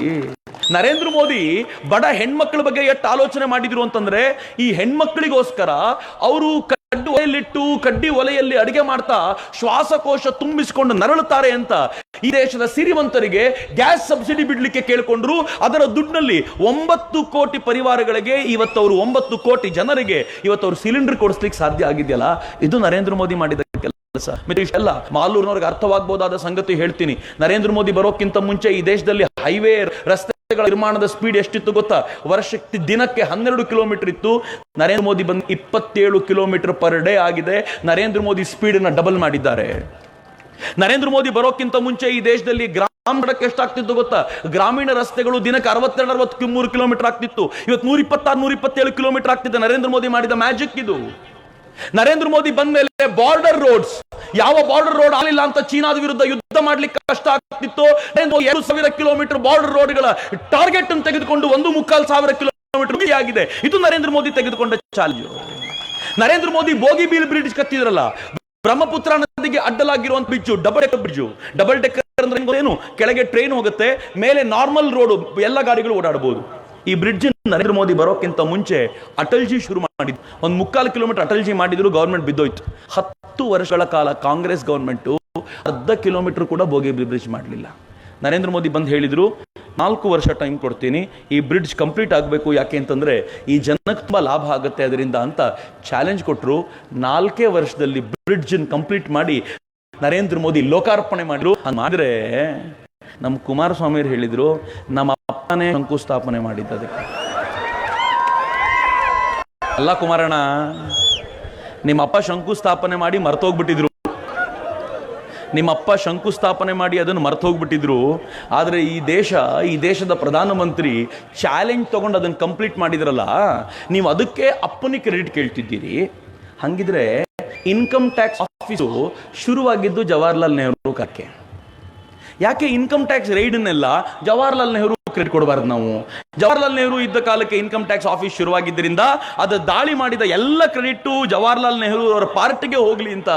ಯಾಕೆಲ್ಲ ಯಾವುದು ತಮಗೆ ಬೇಕೋ ತಾವು ಸ್ವೀಕಾರ ಮಾಡೋದು, ಯಾವುದು ತಮಗೆ ಬೇಡ ಅದು ನರೇಂದ್ರ ಮೋದಿನ ಕಿತ್ಕೊಂಡ್ಬಿಡ್ಬೋದು. ಏನ್ ಭಾರಿ ಚಾಲುಗಳಪ್ಪ ಇವರೆಲ್ಲ ಹೆಂಗಿದ್ದಾರೆ ಅಂತಂದ್ರೆ, ಅಧಿಕಾರ ನಡೆಸಲಿಕ್ಕೋಸ್ಕರ ಎಷ್ಟರ ಮಟ್ಟಿಗಿನ ಸುಳ್ಳನ್ನು ಬೇಕಾದ್ರೂ ಹೇಳ್ಬೋದು, ಯಾವ ಹಂತಕ್ಕೆ ಬೇಕಿದ್ರು ಹೋಗ್ಬೋದು ಅಂತ. ಆದ್ರೆ ನರೇಂದ್ರ ಮೋದಿ ಎಷ್ಟು ಬುದ್ಧಿವಂತರು ಅಂತಂದ್ರೆ, ಈ ದೇಶದ ಜನರ ಕೈಗೆ ಮೊಬೈಲ್ ಸಿಗುವಂತೆ ನೋಡ್ಕೊಂಡಿದ್ದಾರೆ. ಮೊಬೈಲ್ ಡಾಟಾ ಫ್ರೀ ಮಾಡೋದ್ರಿಂದ ಕೂತವರು ಫೇಸ್ಬುಕ್ ಅಲ್ಲಿ, ಟ್ವಿಟರ್ ಅಲ್ಲಿ, ವಾಟ್ಸಪ್ ಅಲ್ಲಿ, ಯೂಟ್ಯೂಬ್ ನಲ್ಲಿ ಯಾವುದು ಸತ್ಯ ಯಾವುದು ಸುಳ್ಳು ಅಂತ 10 ನಿಮಿಷದಲ್ಲಿ ನೋಡ್ಬಿಡ್ತಾರೆ. ಈಗ ಕುಮಾರಸ್ವಾಮಿ ಮಾತಾಡ್ತಿದ್ರೆ ನಂಗೊಂದು ಮಗು ಹೇಳುತ್ತೆ, ನಾನು ಒಂದಿನ ಕೇಳ್ತಿದ್ದೆ, ಕುಮಾರಸ್ವಾಮಿ ಈಗ ಅಳ್ತಾರೆ ನೋಡು ಅಂದೆ. ಆ ಮಗು ಹೇಳ್ತು, ಅಳಲ್ಲ ಅಣ್ಣ, ಗ್ಯಾರಂಟಿ ಅಳಲ್ಲ ಅಂತ. ಅಳ್ಳಿಲ್ಲ ಅವರು. ನಾನು ಕೇಳ್ತೆ, ನಿಂಗೆ ಹೆಂಗೆ ಗೊತ್ತಾಯ್ತಾ? ಆ ಮಗು ಹೇಳ್ತು, ಕೈಯಲ್ಲಿ ಖರ್ಚೀಫ್ ಇಲ್ಲ ನೋಡಿ, ಅಳಲ್ಲ ಅಂತ ಗ್ಯಾರಂಟಿ ಆಯ್ತು. ಮಕ್ಕಳು ಎಷ್ಟು ಬುದ್ಧಿವಂತರಾಗಿದ್ದಾರೆ ಅಂತಂದ್ರೆ ಬಹಳ ಡೇಂಜರ್ ಸ್ಥಿತಿ. ನರೇಂದ್ರ ಮೋದಿ ಮಾಡಿದ ಒಂದೇ ಒಂದು ಅದ್ಭುತವಾದ ಕೆಲಸ ಏನು ಅಂತಂದ್ರೆ, ಅವರು ಕೈಯಲ್ಲಿ ಯಾವಾಗ ಮೊಬೈಲ್ ಕೊಟ್ಟರು, ಈ ದೇಶದಲ್ಲಿ ಸತ್ಯ ಯಾವುದು ಸುಳ್ಳು ಯಾವುದು ಅಂತ 10 ನಿಮಿಷದಲ್ಲಿ ಗೊತ್ತಾಗ್ಬಿಡುತ್ತೆ ಜನರಿಗೆ. ಹಿಂಗಾಗಿ ಯಾರು ಯಾವತ್ತು ಯಾರನ್ನು ಮೋಸ ಮಾಡ್ಲಿಕ್ಕಾಗಲ್ಲ. ಅಕಸ್ಮಾತ್ ನಾನೊಂದು ಸುಳ್ಳು ಹೇಳಿದ್ರೆ ಇನ್ನು 10 ನಿಮಿಷದಲ್ಲಿ ಸುಳ್ಳು ಅಂತ ಪ್ರೂವ್ ಮಾಡುವಂತ ಟೆಕ್ನಾಲಜಿಯೇ ಬಂದ್ಬಿಟ್ಟಿರುವಾಗ ಯಾರನ್ನು ಜನ ನಂಬುವಂತ ಸ್ಥಿತಿಯಲ್ಲಿಲ್ಲ. ಇದು ಕಾಂಗ್ರೆಸ್ಸಿಗಾಗಿರುವಂತ ದೊಡ್ಡ ಹೊಡೆತ. ಇಷ್ಟು ದಿನಗಳ ಕಾಲ ಸುಳ್ಳು ಹೇಳ್ಬಿಡ್ತಿತ್ತು, ಸುಳ್ಳು ಹೇಳಿದ ನಂತರ ಹೇಗೋ 5 ವರ್ಷ ಆಡಳಿತ ನಡೆಸ್ತಿತ್ತು. ಈಗ ಹಂಗಾಗಲ್ಲ. ನರೇಂದ್ರ ಮೋದಿ ಆ ಕೆಲಸ ಮಾಡಿದ್ರು. ನಾನು ತಮಾಷೆ ಮಾಡ್ತಿರ್ತೀನಿ, ನರೇಂದ್ರ ಮೋದಿ ಬಂದ ನಂತರ ಒಂದು ಅದ್ಭುತ ಏನಾಯ್ತು ಅಂದ್ರೆ, ಈ ದೇಶದಲ್ಲಿ ಜನ ಮಿಸ್ ಕಾಲ್ ಅನ್ನೋದನ್ನೇ ಮರ್ತೋಗ್ಬಿಟ್ರು. ಹೌದೋ ಅಲ್ವಾ? ಯಾರಾದ್ರೂ ಕಳೆದ 5 ವರ್ಷದಲ್ಲಿ ಮಿಸ್ ಕಾಲ್ ಕೊಟ್ಟಿದ್ದು ನೆನಪಿದೆಯೇನ್ರಿ? ನಾನು ಹೇಳ್ತಿರ್ತೀನಿ, ಯಾವನಾದ್ರು ಮಿಸ್ ಕಾಲ್ ಕೊಟ್ರೆ ನಿಮಗೆ ಅವನ ಫ್ರೆಂಡ್ಶಿಪ್ ಅನ್ನು ಬಿಡೋದು ಒಳ್ಳೇದು. ಯಾಕೆಂದ್ರೆ ಕಾಲ್ ಫ್ರೀ ಇರುವಾಗಲೂ ಮಿಸ್ ಕಾಲ್ ಕೊಡ್ತಾನೆ ಅಂದ್ರೆ ಪುಣ್ಯಾತ್ಮ ಏನ್ ಡೇಂಜರ್ ಇರಬಹುದು ಅಂತ. ಹಿಂಗಾಗಿ ಅದನ್ನ ಅವಾಯ್ಡ್ ಮಾಡಬೇಕು ಅಂತ. ಆದ್ರೆ ಎರಡನೇ ಡಾಟಾ ಫ್ರೀ ಮಾಡಿದ್ರು. ನಾನು ತಮಾಷೆ, ಸತ್ಯವೂ ಕೂಡ ಹೌದು ಮಿತ್ರರೇ, ಇಡೀ ಜಗತ್ನಲ್ಲಿ ಇಷ್ಟು ಕಡಿಮೆ ರೇಟಿಗೆ ಡಾಟಾ ಯಾವ್ದಾದ್ರು ದೇಶ ಕೊಡುತ್ತೆ ಅಂತಂದ್ರೆ ಅದು ಭಾರತ ಮಾತ್ರ. ನರೇಂದ್ರ ಮೋದಿ ಮಾಡಿದ ಮ್ಯಾಜಿಕ್ ಇದು ಅಂತ. ಬರೀ ಇಷ್ಟೇ ಅಲ್ಲ, ನರೇಂದ್ರ ಮೋದಿ ಅನೇಕ ನನ್ ಕೇಳ್ತಾರೆ, ಇತ್ತೀಚೆಗೆ ಕಾಂಗ್ರೆಸ್ ಒಂದು ದೊಡ್ಡ ಪ್ರಚಾರ ನಡೀತಿದೆ. ಪ್ರಚಾರ ಏನು ಅಂತಂದ್ರೆ, ನರೇಂದ್ರ ಮೋದಿ 15 ಲಕ್ಷ ಕೊಡ್ತೀನಿ ಅಂದಿದ್ರು, ಕೊಡ್ಲಿಲ್ಲ. 15 ಲಕ್ಷ ಕೊಡ್ತೀನಿ ಅಂದಿದ್ರು, ಕೊಡ್ಲಿಲ್ಲ ಅಂತ. ನಾನು ಅದಕ್ಕೆ ತಮಾಷೆ ಮಾಡ್ತಿರ್ತೀನಿ, 15 ಲಕ್ಷ ಕೊಡೋಕ್ಕಿಂತ ಮುಂಚೆ 5 ಲಕ್ಷ 5 kg ಆಲೂಗಡ್ಡೆ ನಿಮ್ ರಾಹುಲ್ ಗಾಂಧಿ ಕೊಡ್ತೀನಿ, ಸ್ವಲ್ಪ ಚಿನ್ನ ಮಾಡಿಕೊಡ್ತಾನ ಕೇಳಪ್ಪ ಅವನಿಗೆ ಅಂತ ರಾಹುಲ್ ಗಾಂಧಿ ಹೇಳಿದ್ನಲ್ಲ. ನನ್ನ ಹತ್ರ ಒಂದು ಮಿಷಿನ್ ಇದೆ, ಇಸ್ ತರಫ್ ಸಾಲು ಯಹಾ ಸೆ ಸೋನಾ ನಿಕಲೇಗಾ. ಎಲ್ಲಿದೆಯಪ್ಪ ಅದು? ನಮ್ಮಮ್ಮ ಇವತ್ತು ಆಲೂಗಡ್ಡೆ ಪಲ್ಯ ಮಾಡಿದ್ರು. ನಾನು ನೋಡಿದಾಗ ಅನ್ಕೊಂಡೆ, ಎಷ್ಟು ಚಿನ್ನ ಹಾಳು ಮಾಡ್ಬಿಟ್ಟೆ ತಾಯಿ. ಕಾಂಗ್ರೆಸ್ ಅವ್ರು ಬಂದು ಇಷ್ಟು ಕೊಟ್ಟಿದ್ದಿದ್ರೆ ಇಷ್ಟು ಚಿನ್ನ ಆದ್ರೂ ಬಂದಿರ್ತಿತ್ತಲ್ಲ ಅಂತ. ಆಲೂಗಡ್ಡೆ ಪಲ್ಯ ನೋಡಿದಾಗಲೆಲ್ಲ ಚಿನ್ನ ನೆನಪಾಗುತ್ತೆ ನನಗೀಗ ಎಷ್ಟು ಅಂತ. ಆದ್ರೆ ಯಾವ ಕಾಂಗ್ರೆಸ್ಸಿಗೂ ಮಾತಾಡಲ್ಲ. ಅದಕ್ಕೋಸ್ಕರ ನನ್ಗೆ ಯಾರೋ ಹೇಳಿದ್ರು, ಅಣ್ಣ ಕಾಂಗ್ರೆಸ್ನವ್ರು ಚಿನ್ನ ಕೇಳಿದ ತಕ್ಷಣ ಒಂದು ಕೆಲಸ ಮಾಡ್ಬೇಕ, ನಮ್ಮ ಮನೆಯಲ್ಲಿ ನಾವು ನಿಂಬೆ ಹಣ್ಣು ಕಟ್ಕೊಂಡ್ರೆ ದೆವ್ವಗಳು ಬರಲ್ಲ, ನಾವು ಆಲೂಗಡ್ಡೆಯನ್ನು ಕಟ್ಟಿದ್ರೆ ಕಾಂಗ್ರೆಸ್ನವ್ರು ಬರಲ್ಲ. ಒಂದು ಐಡಿಯಾ ಗೊತ್ತಿರಲಿ, ಆಲೂಗಡ್ಡೆ ಕಟ್ಟಬಿಡಿ ಅಂತ. ಯಾವಾಗ್ಲಾದ್ರೂ ಒಂದು ಆಲೂಗಡ್ಡೆ ಕಟ್ಟಬಿಡಿ, ರಾಹುಲ್ ಗಾಂಧಿ ಪರವಾಗಿ ಮಾತನಾಡೋರು ನಿಮ್ಮ ಮನೆ ಎದುರುಗಡೆ ಕಾಲಿಡಲ್ಲ ಅಂತ. ಅದು ಯೋಚನೆ ಮಾಡಿ. 15 ಲಕ್ಷ ಕೇಳ್ತಾರಲ್ಲ ಬಹಳ ಜನ. ಈ 15 ಲಕ್ಷ ಜನ ಕೇಳೋರಿಗೆ ನಾನು ಒಂದೇ ಒಂದು ಮಾತನ್ನು ಹೇಳೋದು, ನರೇಂದ್ರ ಮೋದಿ ಈ ದೇಶದ ಸೈನಿಕರಿಗೆ ಯಾವ ಬ್ಲಡ್ ಜಾಕೆಟ್ ಕೊಟ್ಟು ಎದಾಳಿ ತುಂಬಿರೋ ಅವತ್ತು ನನ್ನ ಅಕೌಂಟಿಗೆ 15 ಲಕ್ಷ ಅಂತ ಮಿತ್ರ. ಯಾವತ್ತು ಈ ಹೇಳಿಕೆ ರಫೇಲ್ ತಂದು ಪಾಕಿಸ್ತಾನದ ಎದುರಿಗೆ ನಿಲ್ಲಿಸ್ತೀನಿ, ಚೀನಾದ ಎದುರಿಗೆ ನಿಲ್ಲಿಸ್ತೀನಿ ಅಂತ ನರೇಂದ್ರ ಮೋದಿ ಈ ದೇಶ ಸೈನಿಕರಿಗೆ ತಾಕತ್ ತುಂಬಿದ್ರಲ್ಲ, ಅವತ್ತು ಬಂತು 15 ಲಕ್ಷ ನನ್ನ ಅಕೌಂಟಿಗೆ ಅಂತ. ಯಾವತ್ತು ಈ ದೇಶದ ಪುಲ್ವಾಮಾದ ಮೇಲೆ ದಾಳಿ ಆದಾಗ ಕಣ್ಣೀರು ಹಾಕ್ತಾ ಇದ್ದ ನಮಗೆ ನರೇಂದ್ರ ಮೋದಿ ಭರವಸೆ ಕೊಟ್ಟು ಹೇಳಿದ್ರು, ಪಾಕಿಸ್ತಾನ ಕಣ್ಣೀರು ಹಾಕುವಂತೆ ಮಾಡ್ತೀನಿ ಅಂತ. ಪಾಕಿಸ್ತಾನ ದಾಳಿ ಮಾಡಿ ನಮ್ಮ ಮೇಲೆ ದಾಳಿ ಮಾಡಿದ 200ಕ್ಕೂ ಹೆಚ್ಚು ಉಗ್ರರನ್ನ ಕೊಂದ್ರಲ್ಲ, ಆವತ್ತೇ ಬಂತು 15 ಲಕ್ಷ ನನಗೆ. ಮಿತ್ರ, ನರೇಂದ್ರ ಮೋದಿ ಈ ದೇಶದಲ್ಲಿ ಡಿಮಾನಿಟೈಸೇಷನ್ ಮಾಡಿ 500,000 ನೋಟನ್ನ ಬ್ಯಾನ್ ಮಾಡಿದ್ರಲ್ಲ, ಅವ್ರು ಬ್ಯಾನ್ ಮಾಡಿದ ನಂತರ ನಾವು ಕಣ್ಣೀರ್ ಹಾಕಬೇಕಿತ್ತು, ನಾವು ಚೆನ್ನಾಗಿದ್ವಿ. ಪಾಕಿಸ್ತಾನ ಕಣ್ಣೀರ್ ಹಾಕಿ ಭಿಕ್ಷಾ ಪಾತ್ರ ಹಿಡ್ತಿರ್ತಿದ್ಯಲ್ಲ, ಇವತ್ತು ನನ್ನ ಅಕೌಂಟಿಗೆ 15 ಲಕ್ಷ ಬಂತು ಹೋಗಲೆ ಅಂತ ನಾನು ಬಹಳ ಹೆಮ್ಮೆಯಿಂದ ಹೇಳ್ತೇನೆ. ಮಿತ್ರರೆ, ನರೇಂದ್ರ ಮೋದಿ ಎಟ್ಟರ ಮಟ್ಟಿಗೆ ಕೆಲಸ ಮಾಡಿದ್ರು ಅಂತಂದ್ರೆ, ನರೇಂದ್ರ ಮೋದಿ ಬರೋಕ್ಕಿಂತ ಮುಂಚೆ ಈ ದೇಶದಲ್ಲಿ ರಾಷ್ಟ್ರಪತಿ ಯಾರಿದ್ರು ಗೊತ್ತಾ? ಪ್ರಣಬ್ ಮುಖರ್ಜಿ ಬರೋಕ್ಕಿಂತ ಮುಂಚೆ ಕಾಂಗ್ರೆಸ್ ಅವರು ಪ್ರತಿಭಾ ಪಾಟೀಲ್ನ ರಾಷ್ಟ್ರಪತಿ ಮಾಡಿದ್ರು. ಪ್ರತಿಭಾ ಪಾಟೀಲ್ ಅಂದ್ರೆ ಯಾರು ಗೊತ್ತಾ ಮಿತ್ರರೆ? ಪ್ರತಿಭಾ ಪಾಟೀಲ್ ಕ್ರೆಡೆನ್ಷಿಯಲ್ಸ್ ಏನು ರಾಷ್ಟ್ರಪತಿ ಆಗ್ಲಿಕ್ಕೆ ಅಂದ್ರೆ, ಗಾಂಧಿ ಪರಿವಾರದವರ ಸೇವೆ ಚೆನ್ನಾಗಿ ಮಾಡಿದ್ದಾರೆ ಅಂತ. ಅದು ಬಿಟ್ಟರೆ ಮತ್ತೇನೂ ಇಲ್ಲ. ಪ್ರತಿಭಾ ಪಾಟೀಲ್ರ ಬಗ್ಗೆ ನಾನು ಹೇಳಬೇಕಿಲ್ಲ, ಸುಮ್ಮನೆ ಇಂಟರ್ನೆಟ್ಗೆ ಹೋಗಿ ಪ್ರತಿಭಾ ಪಾಟೀಲ್ ಯಾರು ಏನು ಅಂತ ಸರ್ಚ್ ಮಾಡಿ ನೋಡಿ. ಪ್ರತಿಭಾ ಪಾಟೀಲ್ ವಿದೇಶಕ್ಕೆ ಹೋಗ್ತಿದ್ರಲ್ಲ, ಯಾವನಾದ್ರೂ ಕಾಂಗ್ರೆಸ್ ಉತ್ತರ ಕೊಡಬಹುದು. ವಿದೇಶಕ್ಕೆ ಹೋದ ಪ್ರತಿಭಾ ಪಾಟೀಲ್ ತಾನೊಬ್ಬಳೇ ಹೋಗ್ತಿರ್ಲಿಲ್ಲ, ಜೊತೆಯಲ್ಲಿ ತನ್ನ ರಿಲೇಟಿವ್ಸ್ಗಳನ್ನ, ತನ್ನ ಮಕ್ಕಳು ಮೊಮ್ಮಕ್ಕಳನ್ನ, ಮರಿ ಮಕ್ಕಳನ್ನ ಯಾರ್ಯಾರಿದ್ದಾರೋ ಎಲ್ಲರನ್ನೂ ಕರ್ಕೊಂಡು ಹೋಗಿ, ರಾಷ್ಟ್ರಪತಿಗಳು ಅತ್ಯಂತ ಹೆಚ್ಚು ವಿದೇಶ ಪ್ರವಾಸಕ್ಕೆ ಹಣ ಖರ್ಚು ಮಾಡಿದ್ದು ಆಕೆಯ ಕಾಲಕ್ಕೆ ಅನ್ನೋ ರೆಕಾರ್ಡ್ ಮಾಡಿಟ್ಬಿಟ್ರಲ್ಲ ಪ್ರತಿಭಾ ಪಾಟೀಲ್ರು. ಇದುವರೆಗೂ ಅಂತ ರೆಕಾರ್ಡ್ ಇರಲಿಲ್ಲ. ವಾಪಸ್ ಬರಬೇಕಾದ್ರೆ ಪ್ರತಿಭಾ ಪಾಟೀಲ್ ಏನ್ ಮಾಡಿದ್ರು ಗೊತ್ತಾ? ರಾಷ್ಟ್ರಪತಿ ಅವಧಿ ಮುಗಿದು ಹೋಗಬೇಕಾದ್ರೆ ರಾಷ್ಟ್ರಪತಿಗಳಿಗೆ ಅಂತ ಜಗತ್ತಿನಾದ್ಯಂತ ಕೊಟ್ಟ ಗಿಫ್ಟ್ ನ ಕಾರಿಗೆ ತುಂಬಿಕೊಂಡಿದ್ರು. ರಾಷ್ಟ್ರಪತಿ ಭವನದಲ್ಲಿ ಇದ್ದವ್ರು ಹೇಳಿದ್ರು, ಮೇಡಮ್ ಇದು ನಿಮಗೆಲ್ಲ ಕೊಟ್ಟಿರೋದು, ರಾಷ್ಟ್ರಪತಿ ಕುರ್ಚಿ ಕೊಟ್ಟಿರೋದು, ಹಿಂಗಾಗಿ ನೀವು ತಗೊಂಡು ಹೋಗುವಂತಿಲ್ಲ, ಇದನ್ನ ಇಲ್ಲೇ ಇಡಬೇಕು ಅಂತ ರೂಲ್ ಇದೆ. ಇಡಬೇಕು ಅಂತಂದ್ರೆ ಪ್ರತಿಭಾ ಪಾಟೀಲ್, ಸಾರಿ, ನನ್ನ ರಾಷ್ಟ್ರಪತಿ ಪದವಿಗೆ ಅವಮಾನ ಮಾಡ್ತಿಲ್ಲ, ಏನು ಮಾಡಲಿ, ಬೇರೆ ದಾರಿ ಇಲ್ಲ, ಆಗಿದ್ದನ್ನು ಹೇಳಬೇಕು. ಪ್ರತಿಭಾ ಪಾಟೀಲ್ ಹೇಳಿದರು, ಆಯಿತು ಎಲ್ಲ ಇಳಿಸ್ಕೊಳ್ಳಿ, ಆದರೆ ಅಡುಗೆ ಮನೆಯಲ್ಲಿದ್ದ ಆಲೂಗಡ್ಡೆ, ಈರುಳ್ಳಿ, ಟೊಮೆಟೊ ಇಟ್ಕೊಂಡಿದ್ದೀನಿ, ಅದನ್ನಾದರೂ ಬಿಡ್ತೀರಾ ಅಂತ ಕೇಳಿದ್ರು. ಅದನ್ನು ತೊಗೊಂಡೋಗಿತ್ತು ಅಯ್ಯಮ್ಮ. ನಾನು ತಮಾಷೆ ಮಾಡ್ತಿಲ್ಲ, ಇದು ಆಕೆ ಮೇಲಿದ್ದ ಅವತ್ತಿನ ಆರೋಪ. ಪ್ರತಿಭಾ ಪಾಟೀಲ್ ಹಿಂಗೆ ಮಾಡಿಬಿಟ್ರು ಅಂತ ಇಡೀ ದೇಶ ಮಾತಾಡ್ಕೊಳ್ತಿತ್ತು ಅವತ್ತು. ಆದರೆ ನರೇಂದ್ರ ಮೋದಿ ಯಾರನ್ರಿ ಕರ್ಕೊಂಡು ಬಂದರು? ನರೇಂದ್ರ ಮೋದಿ ದಲಿತರಾಗಿದ್ದ. ನಾನು ದಲಿತರು ಅಂತ ಹೆಸರಿಗೆ ಮಾತ್ರ ಹೇಳ್ತೀನಿ, ಯಾಕೆ ಅಂತಂದ್ರೆ ಅನೇಕರಿಗೆ ಅದು ಗೊತ್ತಿರಲ್ಲ ಅನ್ನೋ ಕಾರಣಕ್ಕೋಸ್ಕರ ಹೇಳ್ತಿದ್ದೀನಿ. ಅದರ್ವೈಸ್ ರಾಮನಾಥ್ ಕೋವಿಂದ್ರು ಇಲ್ಲಿ ನಾವೆಲ್ಲ ಯಾರಿರ್ಬೋದೋ ನಮಗಿಂತಲೂ ಒಂದು ತೂಕ ಮೇಲಿರುವಂತ ಅದ್ಭುತವಾದ ವ್ಯಕ್ತಿ ರಾಮನಾಥ್ ಕೋವಿಂದ್ರು. ನರೇಂದ್ರ ಮೋದಿ ಅವರು ಆದರಣೀಯ ರಾಮನಾಥ್ ಕೋವಿಂದ್ರ ಹತ್ರ ಹೋಗಿ ಅವರನ್ನ ರಾಷ್ಟ್ರಪತಿ ಅಂತ ಗುರುತಿಸಿ ಕರ್ಕೊಂಡು ಬಂದು ಆ ಸೀಟ್ ಮೇಲೆ ಕೂರಿಸಿ ಅವರಿಗೊಂದು ನಮಸ್ಕಾರ ಮಾಡಿದ್ರಲ್ಲ ನರೇಂದ್ರ ಮೋದಿ, ಅವತ್ತು 15 ಲಕ್ಷ ಅಲ್ಲ, 15 ಕೋಟಿ ಅಲ್ಲ, ಶತಶತಮಾನಗಳಿಂದ ನಮ್ಮ ಹಣೆಗೆ ಅಂಟಿದ್ದ ಕಳಂಕವನ್ನು ನರೇಂದ್ರ ಮೋದಿ ತೊಡೆದ್ರಲ್ಲ, ಇದು ನರೇಂದ್ರ ಮೋದಿ ಮಾಡಿದ ಮ್ಯಾಜಿಕ್ ಅಂತ ಹೇಳ್ತಾರೆ. ನಮ್ಗೆ ಅರ್ಥವೇ ಆಗಲ್ಲ ನರೇಂದ್ರ ಮೋದಿ ಏನ್ ಮಾಡಿದ್ರು ಅಂತ. ನೀವು ಇಲ್ಲಿದ್ದವ್ರಿಗೆ ಅರ್ಥ ಆಗ್ಬೋದು. ನರೇಂದ್ರ ಮೋದಿ ಬಂದ ಮೇಲೆ ಜನರಿಕ್ ಮೆಡಿಸಿನ್ಗಳು ಬಂದಿವೆ. ಜನರಿಕ್ ಮೆಡಿಸಿನ್ ಅಂದ್ರೆ ಏನ್ ಗೊತ್ತಾ? ಬೇರೆ ಮೆಡಿಸಿನ್ ಅಂಗಡಿಯಲ್ಲಿ ಎಷ್ಟು ರೇಟಿಗೆ ಸಿಗುತ್ತೋ ಅದು ಸರ್ಕಾರದ ಈ ಜನರಿಕ್ ಮೆಡಿಸಿನ್ ಅಂಗಡಿಯಲ್ಲಿ ಅದರ 80% ಕಡಿಮೆ ರೇಟಿಗೆ ಸಿಗುತ್ತೆ. ಬೇರೆ ಅಂಗಡಿಯಲ್ಲಿ 100 ರೂಪಾಯಿ ಮೆಡಿಸಿನ್ ಇದ್ರೆ ಈ ಅಂಗಡಿಗಳಲ್ಲಿ 20 ರೂಪಾಯಿಗೆ ಮೆಡಿಸಿನ್ ಸಿಗುತ್ತೆ. ಯಾವ ಒಬ್ಬ ವಯಸ್ಸಾದರೂ 200 ರೂಪಾಯಿ ಪ್ರತಿ ತಿಂಗಳು ಖರ್ಚು ಮಾಡ್ತಿದ್ರು, ಅವರಿಗೆ 400 ರೂಪಾಯಿ ತಮ್ಮ ಖರ್ಚನ್ನು ಮುಗಿಸ್ತಾರೆ. ನರೇಂದ್ರ ಮೋದಿಗೆ ಕೃತಜ್ಞತೆ ಸಲ್ಲಿಸ್ತಾರೆ. ಹಾರ್ಟಿಗೆ ಹಾಕುವಂತ ಸ್ಟಂಟು, ನರೇಂದ್ರ ಮೋದಿ ಬರೋಕ್ಕಿಂತ ಮುಂಚೆ ಹೃದಯ ಶಸ್ತ್ರಚಿಕಿತ್ಸೆ ಸಮಯದಲ್ಲಿ ಹಾಕುವಂತ ಸ್ಟಂಟು, ಮೆಡಿಕೇಟೆಡ್ ಸ್ಟಂಟು ಹೆಚ್ಚು ಕಡಿಮೆ 2 ಲಕ್ಷ ರೂಪಾಯಿ ಇತ್ತು.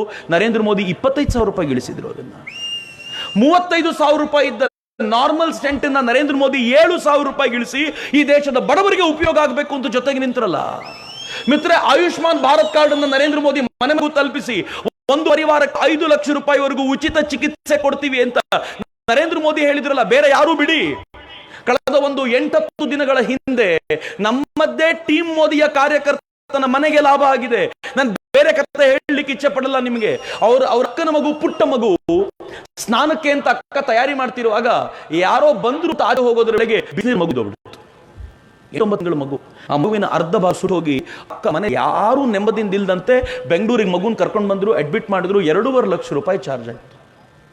ಕಷ್ಟಪಟ್ಟು ಹೊಂದುತ್ತಾ ಇರುವಾಗ ಅಕ್ಕ ಹೇಳಿದ್ದು, ಇತ್ತೀಚೆಗೆ ತಾನೇ ಪೋಸ್ಟಲ್ ಆಯುಷ್ಮಾನ್ ಭಾರತ್ ಕಾರ್ಡ್ ಬಂದು ಏನಾದ್ರೂ ಆಗ್ಬೋದಾ ನೋಡು ಅಂತ. ಆಯುಷ್ಮಾನ್ ಭಾರತ್ ಕಾರ್ಡ್ ತಗೊಂಡೋಗಿ ಕೊಟ್ಟೆ. 2.5 ಲಕ್ಷ ರೂಪಾಯಿ ಮಾಫಿ ಆಯ್ತು ಅವರದ್ದು. ಅಷ್ಟನ್ನು ಸರ್ಕಾರ ಕಟ್ಟುವಂತ ವ್ಯವಸ್ಥೆ ಆಯ್ತಲ್ಲ, ನರೇಂದ್ರ ಮೋದಿ ಮಾಡಿದ್ರಿ ಅದು. ಆ ಹುಡುಗ ಹೇಳ್ತಾನೆ, ನರೇಂದ್ರ ಮೋದಿ ಪ್ರಧಾನಿ ಆಗ್ಲಿ ಅಂತ ನಾನು ಕೆಲಸ ಮಾಡ್ತಿದ್ದೆ, ಮುಂದೆ ಜೀವ ಕೆಲಸ ಮಾಡ್ತೀನಿ. ಯಾಕೆ ಅಂತಂದ್ರೆ ಆ ಮನುಷ್ಯ ಮಾಡಿದ ಕೆಲಸ ಏನು ಅಂತ ಈಗ ಅರ್ಥ ಆಗುತ್ತೆ. ರಾಹುಲ್ ಗಾಂಧಿ ಆಗ್ತಿತ್ತೇನ್ರಿ ಇದು? ನರೇಂದ್ರ ಮೋದಿ ಕಾಮನ್ ಮ್ಯಾನಿಗೋಸ್ಕರ ಬದುಕಿರೋರು ಅಂತ. ಮಿತ್ರರೆ, ನನಗೂ ಬೇರೆ ಏನೂ ಸ್ವಾರ್ಥ ಇಲ್ಲ. ಸತ್ಯ ಹೇಳಬೇಕು ಅಂದರೆ ನಾನು BJPಗೆ ಸೇರೋದು ಅಲ್ವೇ ಅಲ್ಲ. ನಾನು ಯಾವುದೇ ಪಾರ್ಟಿ ಪರವಾಗಿದ್ದವನಲ್ಲ. ನಾನು ಯಾವತ್ತೂ ಇಲ್ಲ. ಎಲ್ಲ ಪಾರ್ಟಿಗಳಿಂದ ಸಮಾನ ದೂರದಲ್ಲಿದ್ದೀನಿ. ಯಾವುದಾದ್ರೂ ಪಾರ್ಟಿಗಳು ಎಲೆಕ್ಷನ್ಗೆ ನಿಂತ್ಕೋ ಅಂತ ಕೇಳಿದಾಗ ದಯಮಾಡಿ ಬೇಡ ಅಂತ ಪ್ರೀತಿಯಿಂದ, ವಿನಯತೆಯಿಂದ ಧಿಕ್ಕರಿಸುವ ಆತ್ಮಗೌರವ ನನ್ನದಾಗಿದೆ. ನಾನು ಬಹಳ ಹೆಮ್ಮೆ ಪಡ್ತೀನಿ. ಅಪಾರ್ಟ್ ಫ್ರಮ್ ದ್ಯಾಟ್ ನಾನು ಯಾಕೆ ನಿಮ್ಮ ಎದುರಿಗೆ ಬಂದು ನಿಂತಿದ್ದೀನಿ? ಕಳೆದ 4 ತಿಂಗಳಿಂದ ಒಂದಿನ ಪುರುಸೊತ್ತಿಲ್ದಂತೆ ನಾನೊಬ್ಬನೇ ಅಲ್ಲ, ನಾನೊಬ್ಬನೇ ಅಂತ ಹೇಳ್ಕೊಳ್ಳಲ್ಲ, ನನ್ನ ಜೊತೆ ಇಡೀ ಟೀಮ್ ಇದೆ, ಹಗಲು ರಾತ್ರಿ ಕೆಲಸ ಮಾಡ್ತಿದ್ದಾರೆ. ಯಾರಿಗೂ ಯಾವ ಪಾರ್ಟಿಯಿಂದ 1 ರೂಪಾಯಿ ಸಿಗಲ್ಲ. ಯಾಕೆ ಕೆಲಸ ಮಾಡ್ತಿದ್ದಾರೆ ಗೊತ್ತಾ? ಈ ದೇಶವನ್ನು ಸೇಫ್ ಹ್ಯಾಂಡ್ಸಲ್ಲಿ ವಾಪಸ್ ಇಟ್ಟುಬಿಟ್ರೆ ನಮಗೆ ನೆಮ್ಮದಿ, ದೇಶ ಚೆನ್ನಾಗಿ ನಡೆಯುತ್ತೆ ಅನ್ನೋಂಥ ವಿಶ್ವಾಸಕ್ಕೋಸ್ಕರ ಬದುಕಿದ್ದೀವಿ ಅಂತ, ವಿಶ್ವಾಸಕ್ಕೋಸ್ಕರ ಕೆಲಸ ಮಾಡ್ತಿದ್ದೀವಿ ಅಂತ.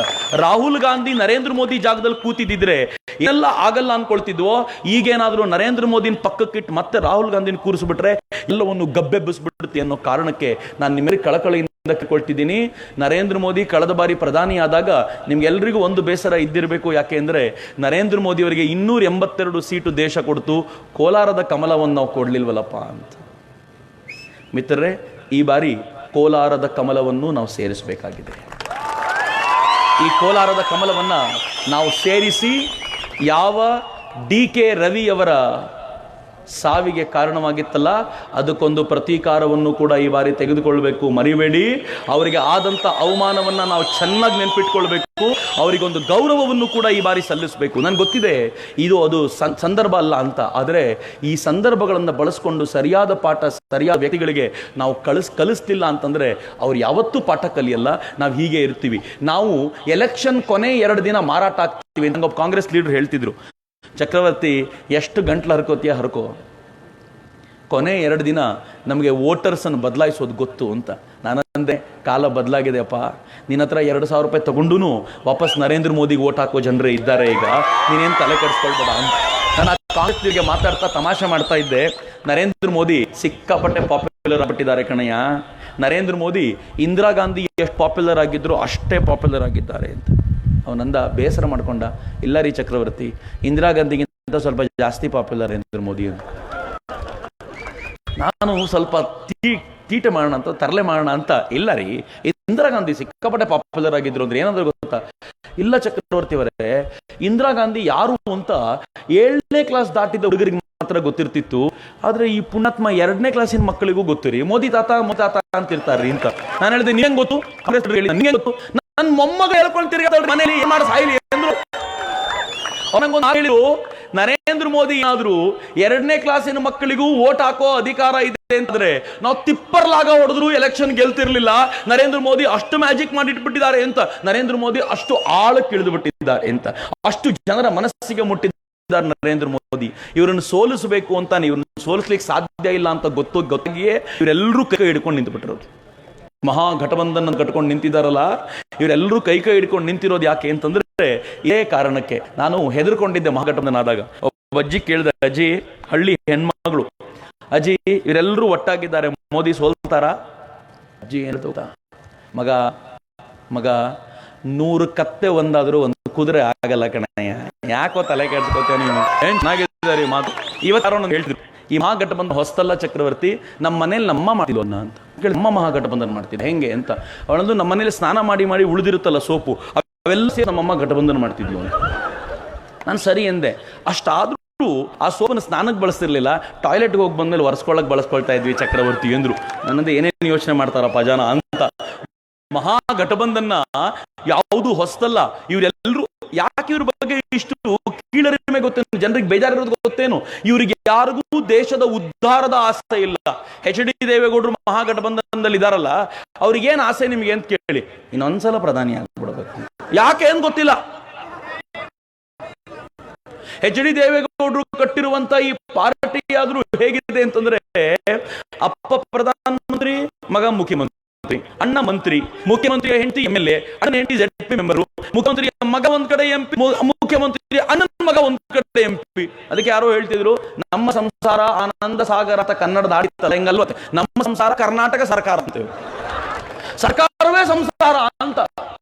ಮಿತ್ರರೇ, ಇವರೆಲ್ಲರೂ ದೇಶವೇ ಸಂಸಾರವೇ ದೇಶ ಅಂತ ಕರೆಯುವಾಗ, ತಮ್ಮ ಮನೆಯೇ ಪರಿವಾರ ದೇಶ ಅಂತ ಕರೆಯುವಾಗ, ನರೇಂದ್ರ ಮೋದಿ ದೇಶವೇ ನನ್ನ ಪರಿವಾರ ಅಂತ ಹೇಳ್ತಾರ. ನಮ್ಮ ಲೀಡರ್ ಹೆಮ್ಮೆ ಇರೋದು ಆ ಕಾರಣಕ್ಕೋಸ್ಕರ.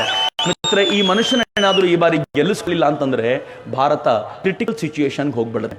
ಹಿಂಗಾಗಿ ನಾವು ಈ ವರ್ಷ ಅತ್ಯಂತ ಎಚ್ಚರಿಕೆಯಿಂದ ಓಡಾಕೋಣ. ಯಾರು ಇಲ್ಲಿ ಕಾಂಗ್ರೆಸ್ ಅವ್ರು ಇದ್ರೆ ಗೊತ್ತು, ಒಂದಷ್ಟು ಜನ ಬಂದಿರ್ತೀರಿ, ಏನ್ ಮಾತಾಡ್ತಾರೆ ಚಕ್ರವರ್ತಿ ನೋಡ್ಬಿಡೋಣ ಅಂತ ಬಂದಿರ್ತೀವಿ. ನಂಗೆ ಗೊತ್ತು ನಿಮಗೂ ಮನಸ್ಸಿನಲ್ಲಿ ಗೊಂದಲ ಇರೋದಲ್ಲಪ್ಪ, ರಾಹುಲ್ ಗಾಂಧಿನ ಹೆಂಗಪ್ಪ ಒಪ್ಕೊಳ್ಳೋದು ಅಂತ. ಮತ್ತೆ ನಮ್ಗೆ ನಿಮ್ಮ ಪ್ರಾಬ್ಲಮ್ಮು ಗೊತ್ತು.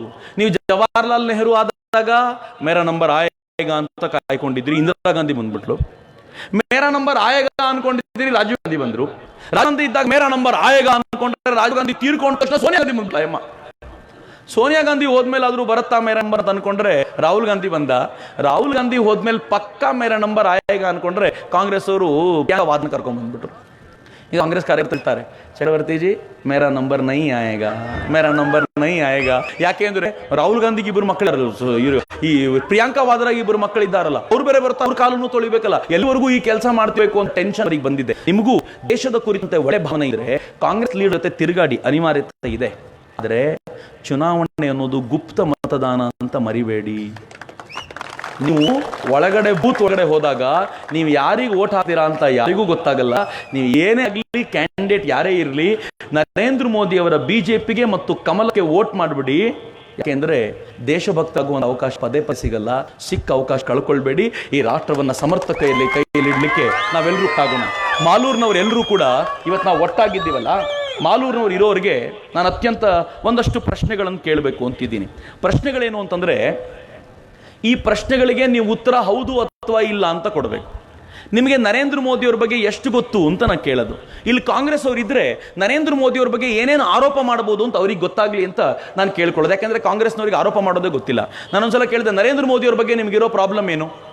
ಅವಾಗ ಕಾಂಗ್ರೆಸ್ ಲೀಡರ್ ಹೇಳಿದ್ರು, ಅವ್ರ ಹೆಂಡತಿ ಜೊತೆಗಿಲ್ಲ ಸರ್, ಅದೇ ನಮ್ಮ ಪ್ರಾಬ್ಲಮ್. ನಿಮ್ಗೆ ಏನ್ರಿ ಪ್ರಾಬ್ಲಮ್ಮು? ನರೇಂದ್ರ ಮೋದಿ ಅವ್ರ ಹೆಂಡತಿ ಜೊತೆಗಿಲ್ಲ ಅಂದ್ರೆ ನಿಮ್ಮ ಪ್ರಾಬ್ಲಮ್ ಏನು? ಯಾರಿಗೂ ಅರ್ಥ ಇಲ್ಲ, ಅವ್ರಿಗೆ ಗೊತ್ತಿಲ್ಲ ಅವ್ರಿಗೆ. ಎರಡನೇದವ್ರು ಹೇಳಿದ್ರು, ನರೇಂದ್ರ ಮೋದಿ ಒಳ್ಳೊಳ್ಳೆ ಬಟ್ಟೆ ಹಾಕ್ತಾರೆ ಸರ್, ಅವ್ರ ಜೊತೆ ಅವ್ರ ಹತ್ರ 250 ಜೊತೆ ಬಟ್ಟೆ ಇದೆ ಸರ್ ನರೇಂದ್ರ ಮೋದಿ ಹತ್ರ. ನಾನು ಹೇಳಿದೆ, ನಿಮ್ಮನ್ನು ಮೆಚ್ಚಿಸ್ಲಿಕ್ಕೆ ಬಟ್ಟೆ ಹಾಕೊಳ್ಳೋದೇ ತಿರುಗಾಡ್ಬೇಕೇನ್ರಿ ಅವರು? ಇವ್ರು ಎಷ್ಟು ಅಯೋಗ್ಯರು ಅಂತಂದ್ರೆ ಅವ್ರಿಗೆ ಏನ್ ಆರೋಪ ಮಾಡಬೇಕು ಅಂತಾನೂ ಗೊತ್ತಿಲ್ಲ. ಮಿತ್ರರಿಗೆ ಗೊತ್ತಿರ್ಲಿ, ನರೇಂದ್ರ ಮೋದಿ ಖಾದಿ ಬಟ್ಟೆ ಹಾಕ್ಲಿಕ್ಕೆ ಶುರು ಮಾಡಿದ್ಮೇಲೆ ಖಾದಿ ಸೇಲ್ಸ್ ಎಷ್ಟು ರೈಸ್ ಆಗಿದೆ ಅಂದ್ರೆ, ನರೇಂದ್ರ ಮೋದಿ ಅಧಿಕಾರ ತೆಗೆದುಕೊಂಡಾಗ ಖಾದಿ ಸೇಲ್ 2013-14ರಲ್ಲಿ 1,000 ಕೋಟಿ ರೂಪಾಯಿ ಇತ್ತು. ಮೊನ್ನೆ ರಿಪೋರ್ಟ್ ಬಂದಿದೆ, 5 ವರ್ಷದಲ್ಲಿ ಖಾದಿ ಸೇಲು 3,000 ಕೋಟಿ ರೂಪಾಯಿಗೆ ಏರಿದೆ. 2,000 ಕೋಟಿ ರೂಪಾಯಿ ವಾರ್ಷಿಕ ವಹಿವಾಟು ಜಾಸ್ತಿ ಆಗಿದೆ. ಇದು ನರೇಂದ್ರ ಮೋದಿ ಮಾಡಿದ ಮ್ಯಾಜಿಕ್. ನಿಮ್ಗೆ ಏನು ಅರ್ಥವೇ ಆಗಲ್ಲ ಅಂತ ಸುಮ್ಮನಾಗೋದು. ಅದಕ್ಕೆ ನಾನು ಕೇಳೋದು, ನರೇಂದ್ರ ಮೋದಿ ಅವರಿಗೆ ನಾನೇ ಒಂದಷ್ಟು ಆರೋಪಗಳನ್ನು ಹೇಳ್ತೀನಿ, ನೀವು ಆರೋಪ ಸತ್ಯವೋ ಸುಳ್ಳು ಅಂತ ಹೇಳಬೇಕು. ಹೇಳ್ತೀರಿ ನನ್ನ ಜೊತೆ? ಉತ್ತರಕ್ಕೆ ಎರಡೇ ಅವಕಾಶ, ಹೌದು ಅನ್ಬೇಕು ಅಥವಾ ಇಲ್ಲ ಅನ್ಬೇಕು. ಆಗ್ಬೋದಾ? ಜೋರಾಗಿ ಹೇಳಬೇಕು. ಮಾಲೂರಿನ ಜನತೆಯ ದನಿ ಇಡೀ ಕ್ಷೇತ್ರಕ್ಕೆ ಹೋಗ್ಬೇಕು. ಮಿತ್ರ ಹೇಳಿ, ಮೋದಿ ವಿದೇಶದವರ? ವಾಯ್ಸ್ ಸಾಕಾಗಲ್ಲ, ಜೋರಾಗಿ. ಮೋದಿ ವಿದೇಶದವರ? ಮೋದಿ ಭ್ರಷ್ಟರ? ಮೋದಿ ದೇಶದ್ರೋಹಿನ? ಮೋದಿ ತಮ್ಮ ಅಧಿಕಾರಾವಧಿಯಲ್ಲಿ ಪರಿವಾರರಿಗೆ ಲಾಭ ಮಾಡಿಕೊಟ್ಟಿದ್ದಾರ? ಮೋದಿ ಕೆಲಸ ಮಾಡಲ್ಲ ಮೈಗಳ್ಳರ? ಮೋದಿ ತಮ್ಮ ಸಂಬಂಧಿಕರನ್ನ ರಾಜಕೀಯಕ್ಕೆ ಕರ್ಕೊಂಡು ಬಂದಿದ್ದಾರಾ? ಮೋದಿ ಭಾರತದ ಗೌರವ ಘನತೆಗಳಿಗೆ ವಿರುದ್ಧವಾಗಿ ನಡ್ಕೊಂಡಿದ್ದಾರಾ? ಮೋದಿ ವಿದೇಶಕ್ಕೆ ಹೋದಾಗ ಭಾರತವನ್ನು ಯಾವಾಗಾದ್ರೂ ಬೈದಿದ್ದಾರಾ? ಮೋದಿ ವಿಶ್ರಾಂತಿಗೆ ಪಾರ್ಟಿಗೆ ವಿದೇಶಕ್ಕೆ ಹೋಗಿದ್ದನ್ನ ನೋಡಿದ್ದೀರಾ, ಕೇಳಿದ್ದೀರಾ? ಮತ್ತೆ ಅವ್ರಿಗೆ ಬಿಟ್ಟು ಬೇರೆಯವ್ರಿಗೆ ಓಟ್ ಯಾಕೆ ಹಾಕ್ತೀರಾ? ಅಲ್ರಿ, ಒಬ್ಬ ಪ್ರಧಾನಿಯಾಗಕ್ಕೆ ಇರಬೇಕಾಗಿರೋ ಅಷ್ಟು ಕ್ವಾಲಿಟಿನ ಪಟ್ಟಿ ಮಾಡಿ ನೀವೇ ಎಲ್ಲದಕ್ಕೂ ಇಲ್ಲ ಇಲ್ಲ ಅಂತೀರಾ. ಮತ್ತು ಅವ್ರನ್ನ ಬಿಟ್ಟು ಬೇರೆಯವ್ರನ್ನ ಯಾಕ್ರಿ ಸೆಲೆಕ್ಟ್ ಮಾಡ್ತೀರಾ ಅಂತ ಕೇಳಿದ್ರೆ ಉತ್ತರನೇ ಇಲ್ವಲ್ರಿ. ಈ ಪಟ್ಟಿ ಫೇಸ್ಬುಕ್ ಅದೆಲ್ಲ ಸಿಗತ್ತೆ, ಎಲ್ಲರೂ ಓದಿ ಅದನ್ನ. ಈ ಪಟ್ಟಿ ಹೆಂಗೆ ಓದಬೇಕು ನಾನು ಹೇಳ್ಕೊಡ್ತೀನಿ. ಮೋದಿ ದೇಶದವರ ಅಂತ ಪ್ರಶ್ನೆ ಇದೆ, ನೀವು ಅಲ್ಲ ಅಂತೀರಾ. ನೆಕ್ಸ್ಟ್ ಮಾಡಬೇಕು, ಇನ್ಯಾರು ವಿದೇಶದವರು ಒಂದು ಉತ್ತರ ಕೊಡಬೇಕು. ಯಾರು? ನಾನು ಹೇಳಿದ್ದಲ್ಲ, ನೀವೇ ಹೇಳ್ತಿರೋದು. ಮೋದಿ ಭ್ರಷ್ಟರ ಅಂತ ನಾನು ಕೇಳ್ತೀನಿ, ನೀವು ಇಲ್ಲ ಅಂದ್ರಿ. ಇನ್ಯಾರು ಭ್ರಷ್ಟರು? ನಿಮ್ಮ MP ಇಂದ ಹಿಡಿದು ಹಳೆ ಪ್ರಧಾನಮಂತ್ರಿಗಳವರೆಗೆ ನೀವು ಯಾರ ಹೆಸರು ಬೇಕಿದ್ರು ನಿಮ್ಗೆ ಯಾರ್ಯಾರು ಅನ್ನಿಸ್ತಾರೋ ಅವ್ರ ಹೆಸರು ಪಟ್ಟಿ ಮಾಡ್ಕೋಬಹುದು, ನಮ್ಗೆ ಅದರ ಪ್ರಾಬ್ಲಮ್ ಇಲ್ಲ. ಮೋದಿ ತಮ್ಮ ಸಂಬಂಧಿಕರನ್ನ ರಾಜಕೀಯಕ್ಕೆ ಕರ್ಕೊಂಡು ಬಂದಿದ್ದಾರಾ? ಇನ್ಯಾರು ಕರ್ಕೊಂಡು ಬಂದಿದ್ದಾರೆ? ನೀವ್ ಹೇಳಿ, ನಂಗೆ ಗೊತ್ತಿಲ್ಲ. ಮೋದಿ ಪಾರ್ಟಿಗೆ ವಿಶ್ರಾಂತಿಗೆ ವಿದೇಶಕ್ಕೆ ಹೋಗ್ತಾರಾ? ಇನ್ಯಾರು ಹೋಗ್ತಾರೆ? ಯಾಕೆ ಕುಮಾರಸ್ವಾಮಿ ಹೋಗಿದ್ ನೋಡಿಲ್ವಾ? ಅದು ಯಾವಾಗ ಸಿಂಗಾಪುರ್ಗೆ ಹೋಗ್ತಾರೋ, ಏನ್ ಮಾಡ್ಕೊಂಡು ಬರ್ತಾರೋ ಗೊತ್ತೇ ಆಗಲ್ಲ. ಸಿಂಗಾಪುರ್ಗೆ ಹೋಗಿ ಬಂದ್ಬಿಡ್ತಾರೆ. ಯಾಕೆ ಹೋಗ್ತಾರೆ ಅಂತ ಯಾರು ಕೇಳಲೇ ಇಲ್ಲ. ಮೋದಿ ಯಾವತ್ತಾದ್ರೂ ಹಿಂಗೆ ತಾನು ಖುಷಿ ಪಡಬೇಕು ಅಂತ ಹೋಗಿದ್ ನೋಡಿದ್ದೀರಾ? ಮಿತ್ರೆ, ಕಳೆದ 5 ವರ್ಷದಲ್ಲಿ ಮೋದಿ ಒಂದು ದಿನ ರಜೆ ತಗೊಂಡಿಲ್ಲ. ಕಳೆದ 5 ವರ್ಷದಲ್ಲಿ ಒಂದು ದಿನ ನರೇಂದ್ರ ಮೋದಿ ಭಾನುವಾರ ಸಿನಿಮಾ ನೋಡ್ತೀನಿ ಅಂತ ಅವ್ರು ತಮ್ಮ ಮನೇಲಿ ಹೋಗಿ ಕೂತಿಲ್ಲ.